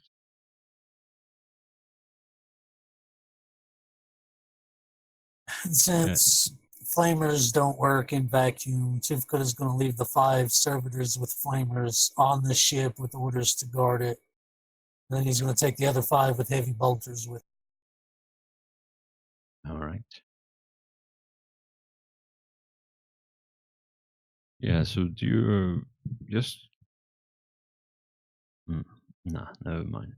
All right, so you lower the ramp and you walk out onto the platform, and it's a bit slow going because the gravity is a lot lighter than what you're used to, so it takes a bit of an adjustment, but no problems really getting around. It's a flat enough surface. So yeah, you walk out and the ramp closes behind you again. So it's all of you, unless someone wanted to stay in the shuttle, and it's the 10 Triumph guards.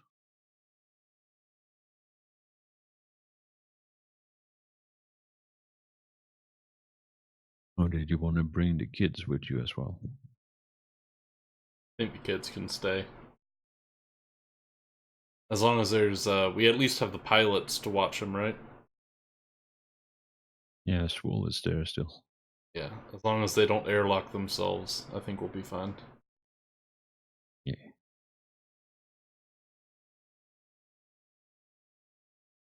All right. So now that you're out on the walkway, going towards the facility itself, do you all wanna stop and investigate the wreck that is embedded in the ground beneath the causeway, or do you wanna keep going further into the Tooth Cutter facility? does because he wants to see if there's anything worth looting. All right. Yeah. So you jump down from the platform. Yeah, it's the impact causes your leg to wobble a bit, but yeah, you remain standing and you don't take any damage because of the lower gravity. Do you tell your servitors to stay put, or do they come with you? Now they're coming with. Yeah, so they jump off as well and start trundling along. What are the rest of you doing? I'm gonna take the slower but safer way. I will do the same. Safer way sounds nice. All right. Yeah, so you all climb the scaffolding then, and climb down safely without even wobbling your legs down. And yeah, it takes a bit of time to get to the crash ship, but you manage to get there without too much problem or too much effort. And yeah, from what you can tell now that you're standing by the wreckage, it seems to be one of their smaller, more agile, like attack crafts, like an Imperial Fury Interceptor, for example. So it's one of those like small void-capable ships that can go into atmosphere that has been, by the looks of it, strafing this facility. And then when the facility started shooting back, it crashed into the ground. And you also see there is a whole heap of like bolter craters on it, on the parts that isn't embedded in the ground.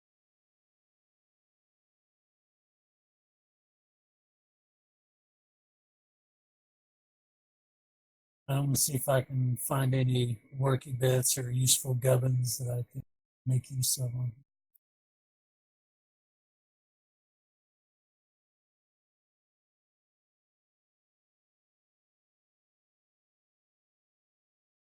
You want a fate point to keep that? Now I'll keep it. Right, you don't find anything useful, but you do find a couple of shiny bits that you can rip off with ease and just have them. Okay, hell, I just remembered and saw that I have Hatred Eldar. Is that going to do it? To help Yes, you fight them. it gives you +10 when you attack them. Okay, and mind if I go ahead and roll a tech use to see if I find anything?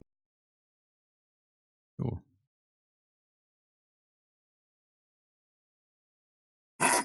Nope.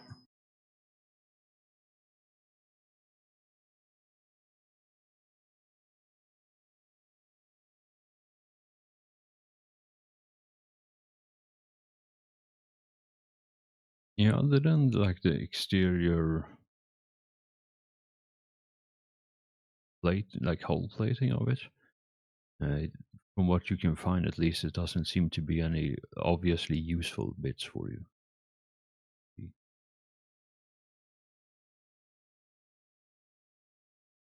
But the whole place itself could possibly sell for a penny or two if you were to strip it all. But that's going to be a bit of a process.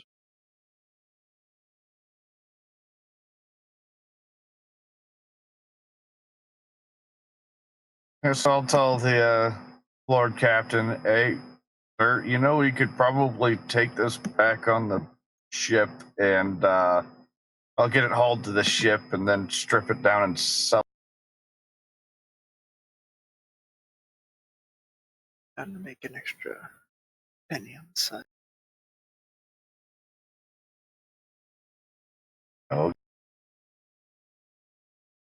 I'll kind of get on the Vox to Helmsman Swole and have him get a crew ready to come out and pick up the down.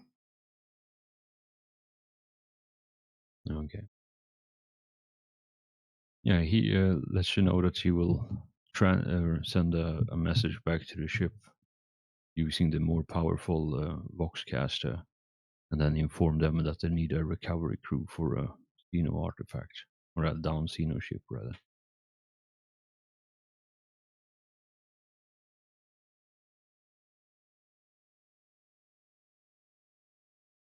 And yeah, this, I suppose this whole process takes maybe like 20 or so minutes. It's a bit slow going because of the gravity and also the distance away and the time it takes for the both of you to have a poke around at it.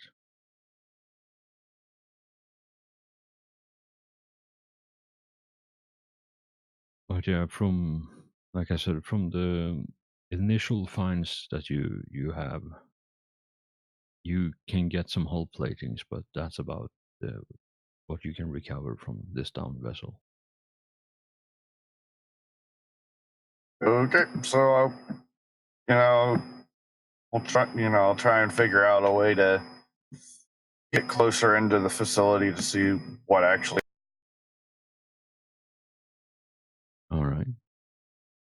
Yeah. So there is. So as you're looking at the facility, you see there are. It's basically a permacrete base structure with adamantine support struts and the gangway on top of that. That is, like I said, 10 meters up in the air.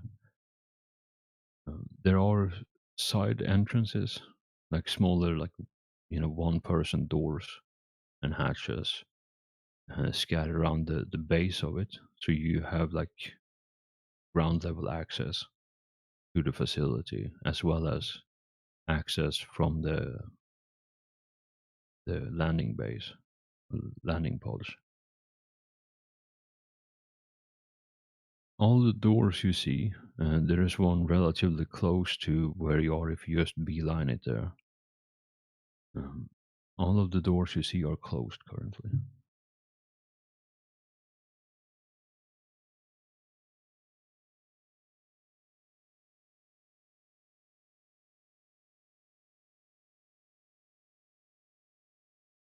Right. And it's about 100 meters or so from where you are right now to the nearest hatch. So what do you all want to do? Well, I can go ahead and do a Psyniscience test while I'm thinking about it, if at all possible. Sure. It's always possible to do. Unless your character is dead, or you don't have the skill. Or that happens.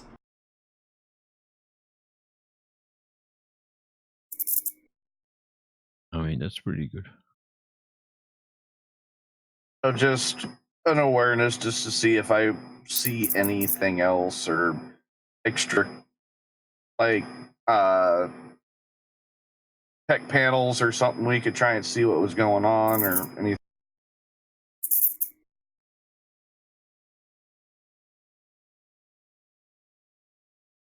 Tell you what, let's if you want to investigate is it the ship or the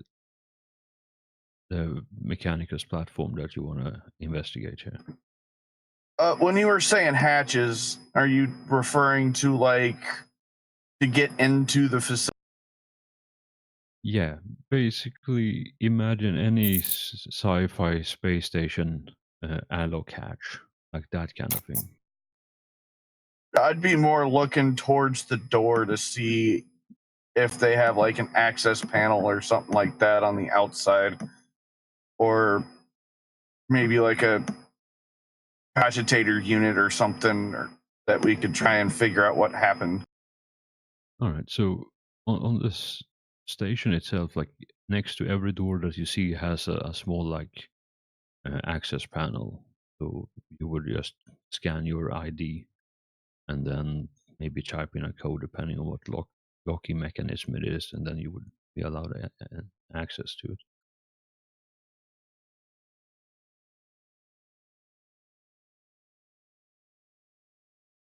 So did you bring your tech priest with you, or are they chilling on the gun cutter? I imagined we would have. It is a Mechanicus outpost. Yeah, we can call him even if we didn't. All right. Yeah, if that's the case, then I just assume that they followed or they tagged along with the group.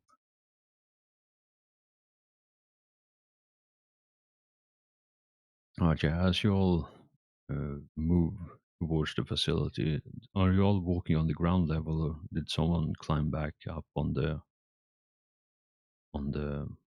causeway, or the whatever the hell it is that leads from the landing pad to the facility?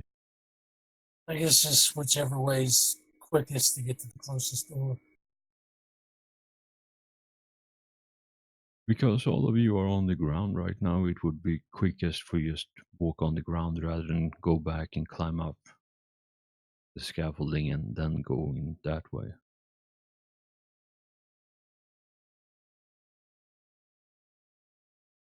Yeah, so we're on the ground level then. Yeah, exactly. Right now you're on the ground level, and obviously if you go in through any of these hatches, you're gonna access a very different part of the facility than you would if you went through the doors at the landing bay.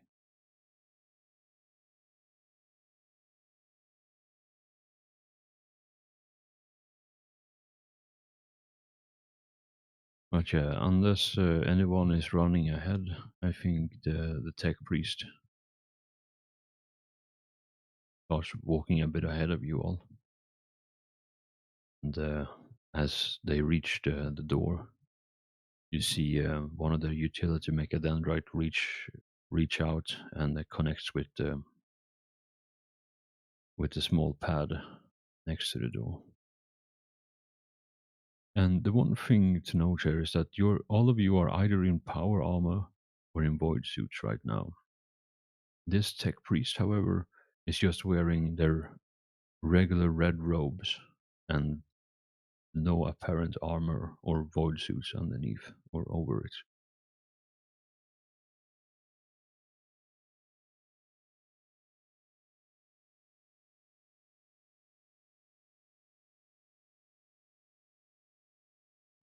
Of course, he doesn't need that shit.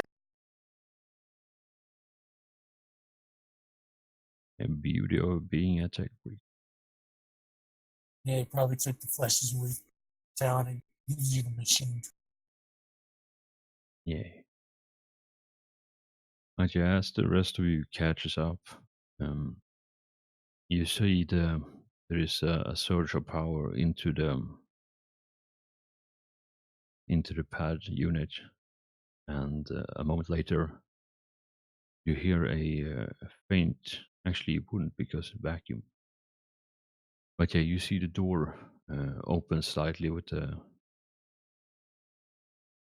jerking motion, and the tech priest grab it with both hands, and the manipulator Mechadendrite just reaches out and grabs the door and pulls it open all the way so that all of you can get in. And yeah, as the last person, he disengages from the pad, and then walks in with the rest of you in this cramped, confined space. And yeah, inside it's maybe the 5 square meter room with one door that you just came through and one other door on the opposite side of the wall. It's currently dark, like no light at all here now, other than what you bring with you yourselves. And the tech priest closes the door and locks the hatch again. And then gingerly pushes past all of you to get to the other door. And Gages repeats the process of powering up the pad. Then enters the whatever credential they have to try to open the door.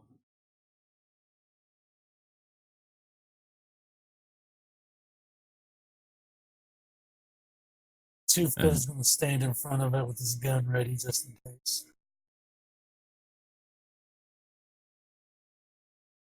All right. Yeah, so all of you see Toothkata with his weapon raised and ready to fight.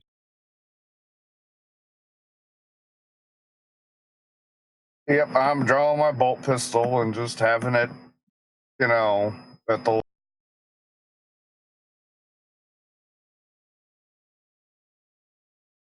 What did I miss? For feeding you to squiggly Xenos. Oh no, the horror? Sorry, I didn't realize you were AFK. I was watching. I was looking at another tab, so I wasn't paying attention to Roll20 shot. You're fine. No, all of you have entered the facility unless you wanted to stay on the gun carrier. No, I went out with everyone else. I'm just trying to figure out why everyone's drawing glassy. Just in case. We're opening unknown doors, and it's better to be, prepared. Okay. I guess I'll take out my Stormbolt. Yes, you can draw that if you wish. Draw you if I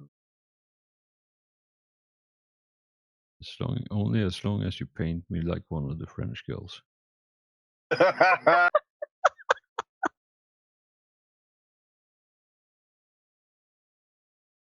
So all of you are familiar enough with Imperial tech and Mechanicus tech that you know that you're currently standing in an airlock. So, and Tech Priest, as he powers up the door pad next to the inner door, all of you hear the faint rumbling of machinery power up. And there is a very loud hiss, and all of you feel a slight pressure as the airlock cycles, and pressure turns to normal, and now there is atmosphere in here after maybe a minute or so of after cycling the airlock, and then the door on the other side opens outward into the facility, and the tech priest steps aside to let all of you pass before unplugging from the pad, and steps out into the facility with the rest of you.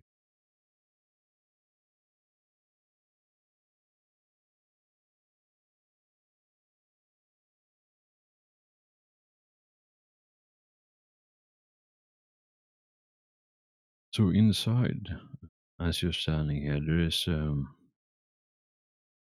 fairly cramped corridor, from what you can tell, and all of you are like walking into it. Corridor is maybe, God, my perception of space is terrible. It would be maybe 4 meters, so across from wall to wall. A bit less than that because there are pipes and other things, pipes and cabling that runs on the side of the walls. So a bit less than 4 meters to go by.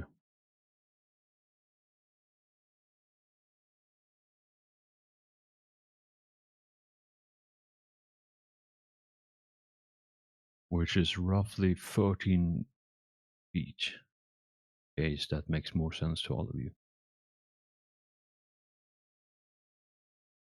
So yeah, from wall to wall is a bit less than 13 feet across, with cabling and piping taking up some space on both walls.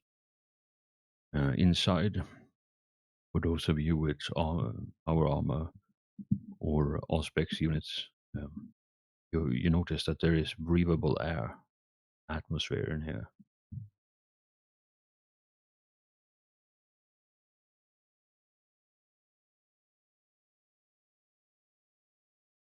But yeah, go ahead. I was gonna say, I'm probably still not gonna take my helmet off because, this isn't one of those movies where I can not die after doing that. This is very true. I'm leaving my helmet on. And then a gene stealer comes and snatches you up into the. Damn it, Casual. I told you don't look at my notes. I can't. I knew who the fuck I'm killing after this game. I could also catch Space Ebola, which doesn't work either. Fucking space bullet? Yeah, Space Ebola, carried by space mosquitoes. No, mosquitoes carry malaria. Ebola would be carried by space bats. Yeah, I was like, wouldn't that be like space malaria or smalaria or something? Like it's malaria? Well, no, actually, space malaria is contracted only through bodily fluids, whereas space Ebola is transmitted only through mosquitoes. You're probably thinking of Ebola and malaria. I don't. As long as you don't get Nurgle's rot. I can't even eye roll hard enough. I can't. I can't. Okay, so I'm gonna on Schweidiger and he is knocked unconscious for the rest of the session. I'm gonna basically, look over to the tech priest and ask him if he could figure out how long the station's been essentially shut down. Yeah, as you look over to him, he stands there for a moment and is holding an Auspex in one of his mechadendrites. And he says, they say, I don't have access to that information right here. We need to reach one of the cogitator units for that.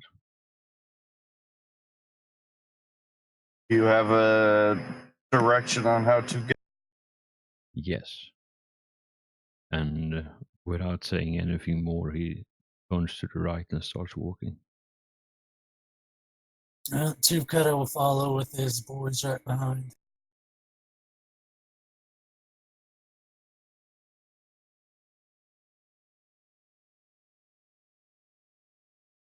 Yeah, I'm gonna follow after.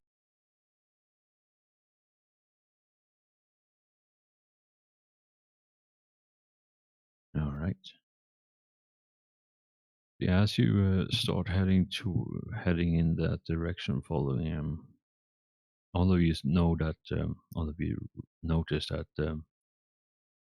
The Triumph Guard are tagging along as well, but they have their weapons drawn and activated, so the power field on both the Storm Shield and on the Power Axe are activated. So it is casting some weird shadows as the light crackles, the lightning crackles across the surface of them.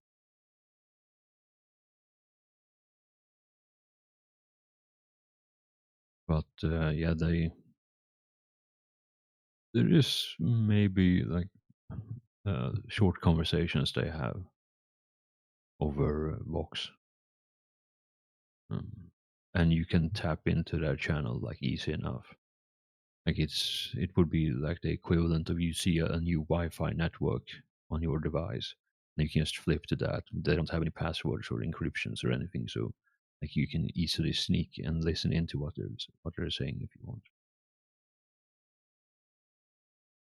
And as long as you don't trigger your own combi, they probably won't know that you're listening in. But if any one of you were to do that, they're essentially just doing the soldier thing, like check corners, make sure like we don't get ambushed from behind or above, like that kind of thing, just calling out spatial awareness information.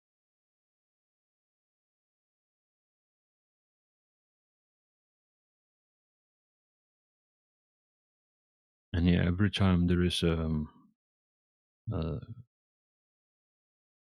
new entrance anywhere or a large enough hole that a potential threat could loom in, like the one in the front raises their power shield in anticipation of attack, and when nothing happens, they lower it again. So that's a behavior you observe during this walk through the hallway.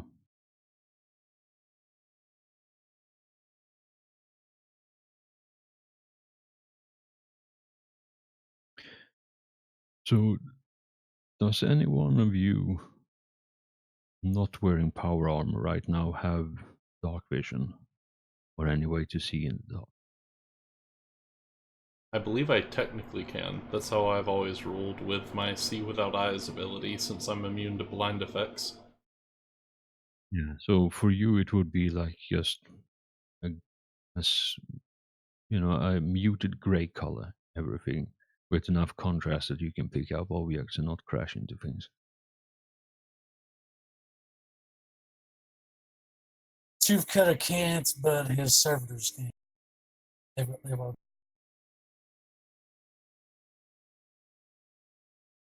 Nope, I can't see in the dark. But Beatrice, you can because of your helmet. So as long as you keep that on, you have dark vision because of the lenses. I don't trust you, so I'm keeping it on. You know, that's probably a very smart thing.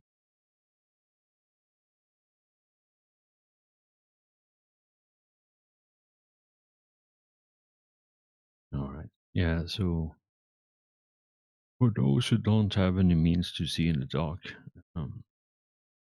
should anything happen here and any awareness you do will be at, you believe it's a -10 for dim light. Because you still have the light coming from the power fields from the weapons, but it's not enough to properly illuminate every corner, and because it's a moving thing, like it's casting weird shadows all over, so there will be a penalty. Fair enough. Yeah, so the tech priest leads you on through this hallway, and it takes maybe 5 minutes of walking before you come to a large hatch in the wall, and yeah, it repeats the process once again, connects to the wall panel, and powers it up, and opens the door for all of you. And now, because you're inside and there is atmosphere here, you hear the audible click of compressed air, or as air equalizes, as when the door opens, there's a faint hiss of escaping air. And yeah, you walk. Once again, he lets all of you walk through first if any one of you wants to do that. Then he disconnects himself and walks through. And yeah, as you come inside, it's this spacious chamber. It's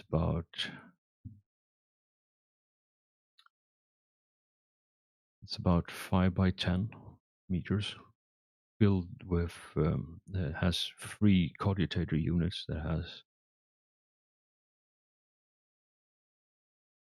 at least one screen on them.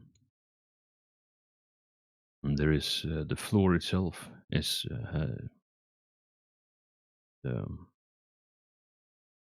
what's it called? The floor plating with the holes in them. I never remember what it is. Grates. Yeah, great, thank you. And underneath, like when you look through the grates, you see like there is just a absolute snake pit of cables running underneath the floor, and the cogitator units on both on the front and on the side. At floor levels, you see like there is thick cabling running into the floor or underneath the floor, connecting it. And yeah, the tech priest walks over to the control lantern in the middle, in the center of the 3 cogitator units, and he pulls one of the smaller cables from the back of his neck and attaches it into the cogitator control action, and he starts going through the sequence of activation. And it's gonna take him a bit of time to bring go through and the startup process. So is there anything you want to do while this happening? Like the room itself is still dark, and I do believe all of you have your void suits or armor on, so you're environmentally sealed from what's going on outside.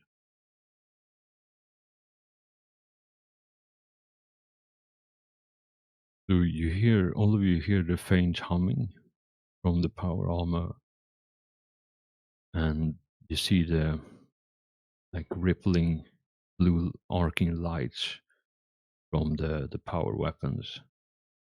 That's the only source of illumination in this room right now, as the tech priest stands there and goes through the litanies of activation for this. I'm going to just be keeping really close eye on my surroundings. Yep, same here. Chief Cutter's going to be poking around, looking at stuff.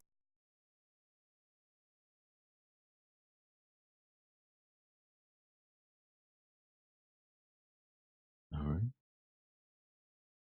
Yeah. Just to see if I notice anything out of the ordinary. Okay. And yeah, the Triumph Guards take up position, so 2 by the door. There are 2 doors in this room, one that you came through and then one on the opposite side. So there are 4 Triumph Guards, 2 at each door guarding that. The other 2 the rest of them spread out in the room, just checking to make sure that there is nothing untoward. Solaris, with that roll,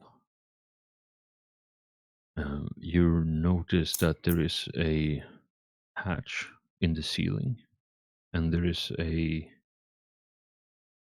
what looks to be at some point have been attachments point for a ladder, but have since been disassembled or ripped out. It's a bit hard. Actually, with that roll, you know that you can tell by the way the metal has deformed that they seem to have been ripped out. The rungs for the ladder that goes up to the hatch in the ceiling.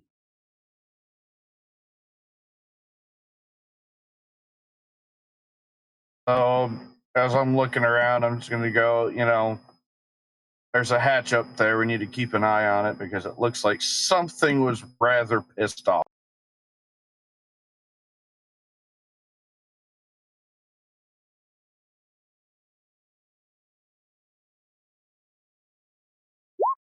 It looks like somebody didn't want anybody to be able to get up there. Get up there or get down in. Right? Could I roll common lore war to see if I could figure any, if anything would kind of defensive situations? Actually, I'd have to double check, but I think common lore war is like tales about battles and warfare. And specific strategies, heroes, that kind of thing. Yeah, Tactica Imperialis is the skill for setting up minefields and barricades and stuff like that.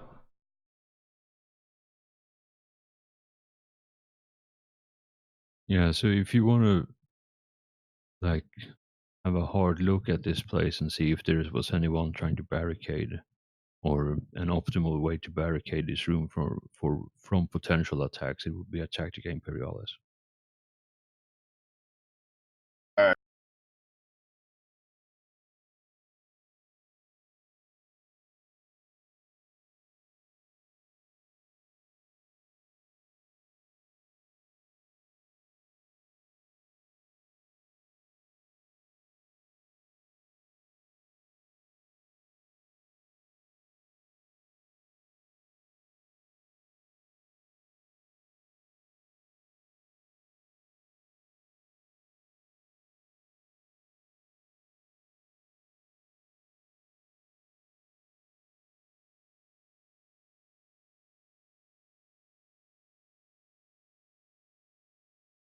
All right. Yeah, so it takes maybe, let's say, 10 minutes for the tech priest to complete the ritual, and there is some faint incense being burned to complete the ritual. And yeah, as it completes, the light comes on, casting that harsh white light, flooding the chamber. And the thrum of power from the cogitators rises in volume.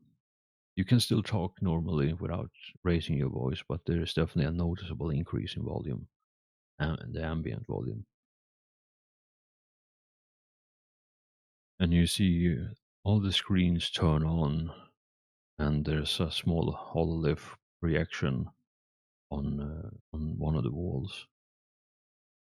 And yeah, with increased agility and speed, the tech priest starts bringing up information, most of which doesn't make any sense to any of you who are not trained in tech or the forbidden arts of the Adeptus Mechanicus.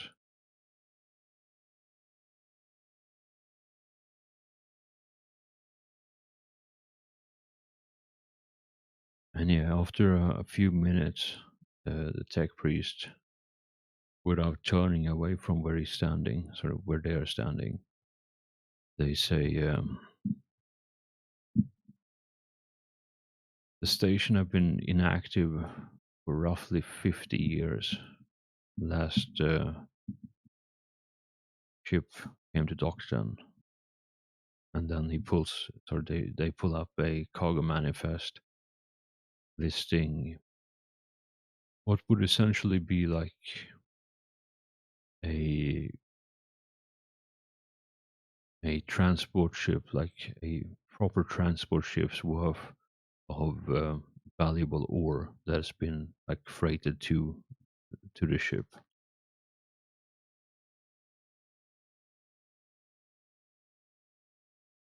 And yeah, there's no mention of the ship name, but there was a ship that docked here 50 years ago,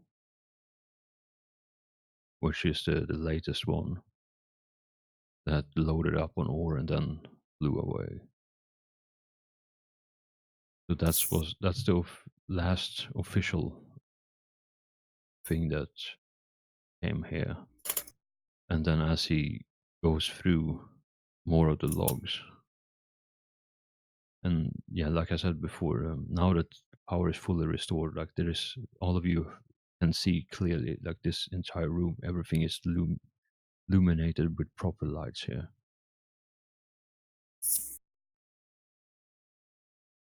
But yeah, then he starts pulling up some more information through the logs, and they mentioned that he says, I have found something that could be of interest to our immediate situation, and displays that on the hololith so all of you can see when you're looking at it. And the text and so first of all, there's a map that is displayed of the entire station, and it's dated 20 or so years ago. Was the last major security incident. And what the text basically tells you, as far as you can tell, is that there was an unknown number of unidentified Xenos that breached the facility and disrupted production,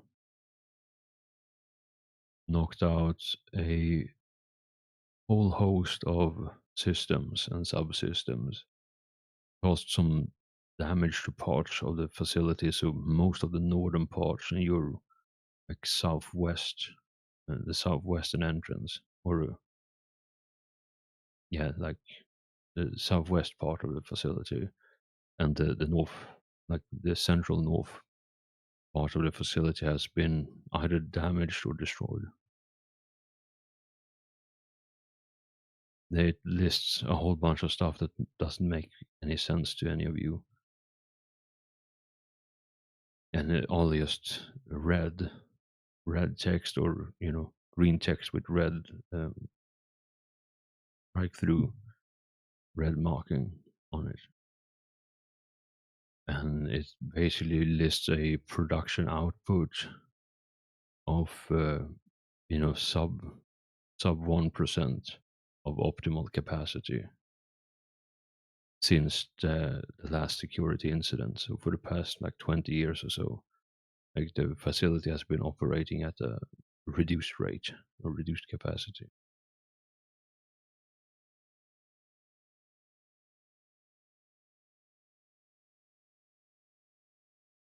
And the information you can get that the tech priest brings up is essentially unknown hostile Xenos, unknown number of hostile Xenos, destroyed some shit, disrupted production, and that's I suppose the main information that you can glean from it.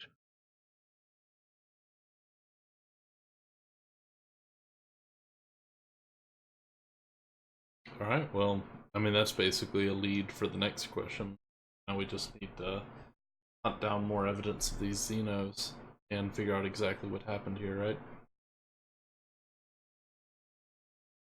I think it's kind of obvious. Well, I mean, we found the Eldar crash, but that doesn't tell us everything that happened. At least I don't think it.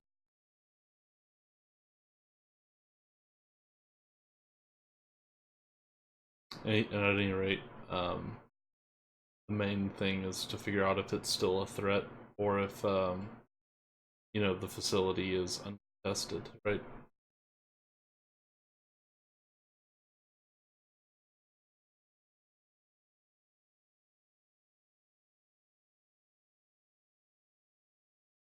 Because if you take what the king said or one of his advisors with the saying that slavers came in, and then the Eldar might have been able to come back in, or tried to come back in, seeing that they were there, and got run off by something.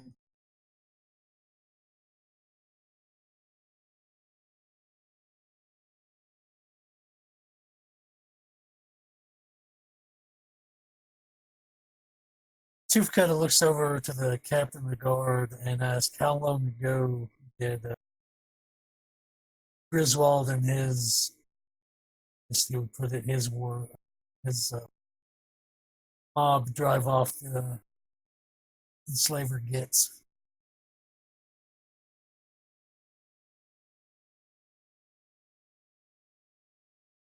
So they have a short conversation first, and then the response is from the leader. He says, as far as the history goes, it was when the colony was founded, roughly, and he paused there for a moment and thinks,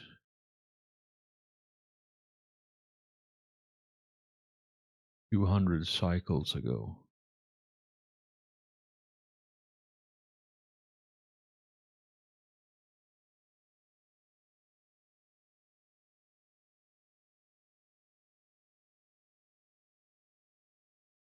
That's when Griswold the First landed with his army and drove back the enslavers. I'm gonna ask the tech priest to see if he could find any history of the planet in the cogitator arrays.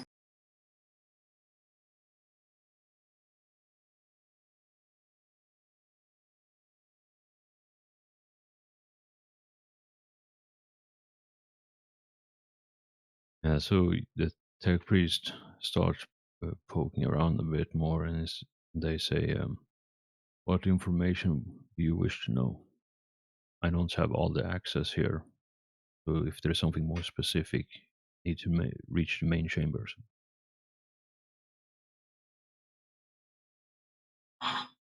What was on this planet before the colony?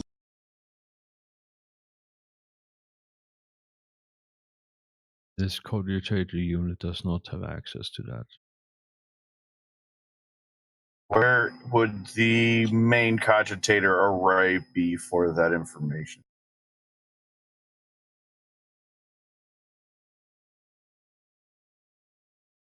In the halls of communion,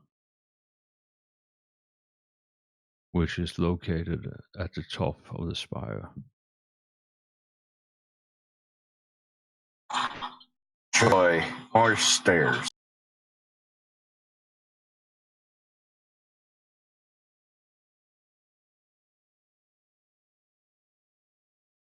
And yeah, I think. So, do you say that out loud or just under your breath? A little bit of both. Okay, so you see the tech priest turn their head and face you, and complete deadpan just looks at you with their eye lenses, and then stomps their foot 3 times, and you hear the unmistakable sound on metal, and he says, they say, the benefits of augmentation is that you don't get tired.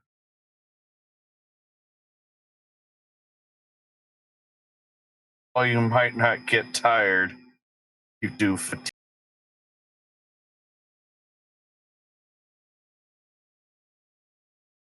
And rust it and rust. The Omnissiah protects. I can tell you, however, with the information stored in this cogitator, that one cycle around the sun is roughly 2.37 Terran standard years.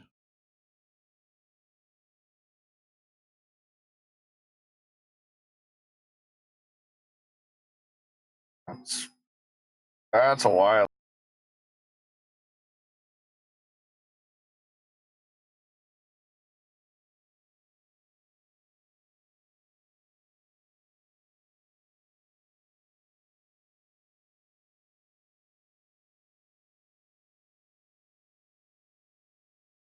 It's a little over 500, I think. Yeah, that's kind of what I was thinking, but math is not my strong suit right now.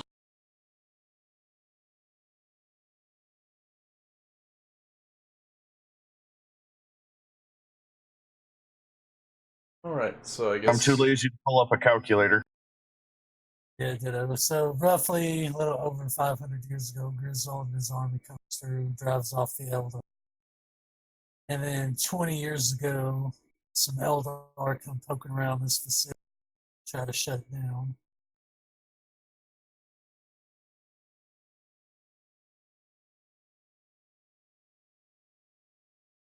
What were you saying, Mumbo? I was just gonna say, I suppose we the next obvious pursuit of ours be to go to the Hall of Communion, right?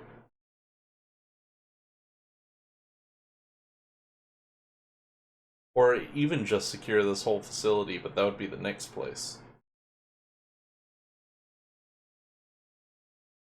So, just to give you an idea, in case I wasn't too clear on the size, you would have to pull pretty much the entire crew of your main ship, and you still would not have enough people to secure this facility.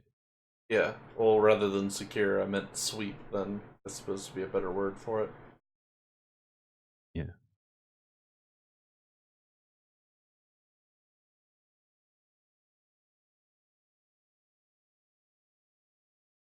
And yeah, you see the tech priest after going through all the log entries pulls up a map of the facility again. And it has both the top-down view of the layout and like the side view of it. And you see like all of you are on the ground level right now. And the Hall of Communion is roughly 300 meters up in the central spire of this facility,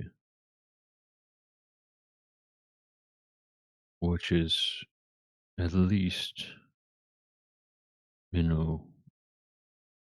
maybe 500 or so meters of corridor just to get to the central elevator shaft, so you can start traversing upwards to reach it. And as you see the side view as well, you notice that there is a significant excavation effort that has been going on underneath the facility as well. So there is definitely a lot of space to investigate. And there are places both in all sections of the facility that are like blocked out with red or simply just grayed out.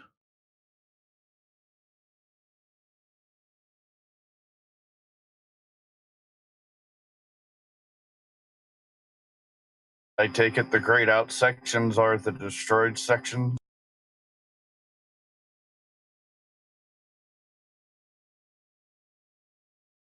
Real quick. Yeah, we're gonna end real soon. And yeah, the tech priest says that my clearance is not enough to showcase the more sensitive areas, so I have no access to those. The red are the destroyed areas or damaged areas. It will be a significant effort for those unfortunate not to be augmented and blessed by the Omnissiah. It will take hours of travel by foot to reach the Hall of Communion. If you're willing, we can traverse. Otherwise, we can return to the ship with this new information we have.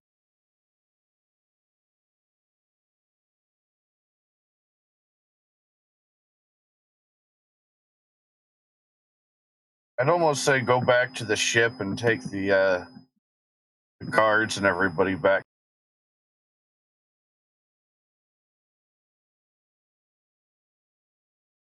or at least see if they want to keep going. I mean, honestly, even I don't know whether or not they would be any help in a fight.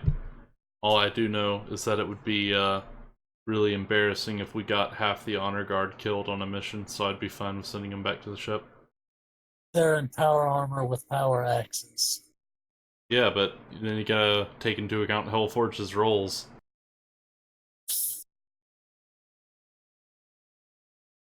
I don't know what you're talking about. Well, remember the fight with the Necrons? His roles were damn good. That's true. But yeah, like the choice you currently have is either you can keep going in the facility with what you currently have, or you can return to the ship,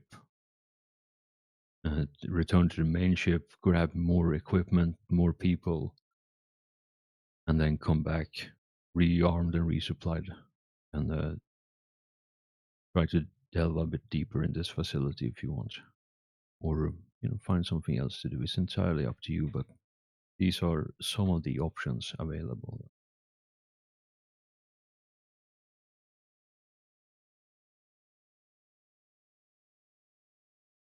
I'm fine with keeping going as we are.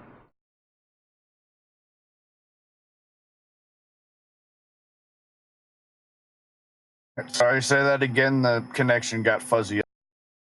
I'm fine with continuing right now as we are without going to the ship. We can just go straight to our next objective. I'm fine with that. Yeah, it works for me, but I'm all for getting more red shirts and to help scout.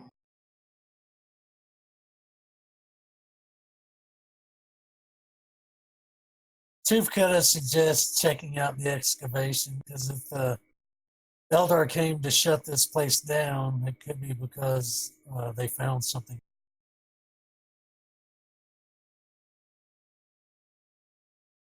Now that's pretty smart for an orc.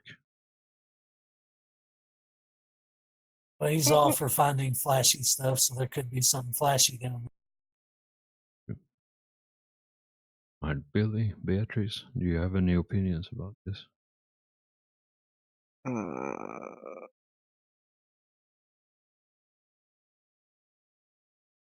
That's some brutal cunning, that is.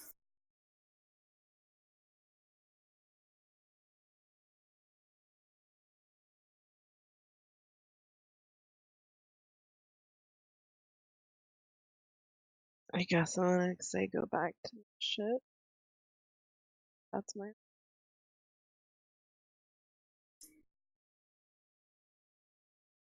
Alright. Lord Captain, what do you think?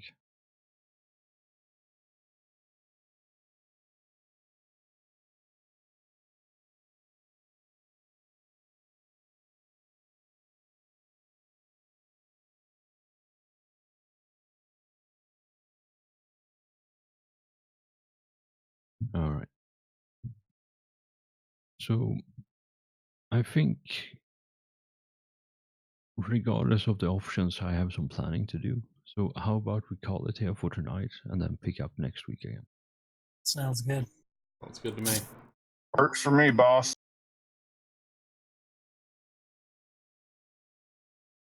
Do I even need to say that I work?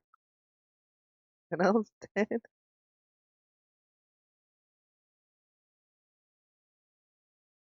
Insert The grease. obligatory agreement. Alright, the grease monkeys get here in 8 hours to finish the service on my fucking truck so I can get back to work. I can relate. I have to wake up in about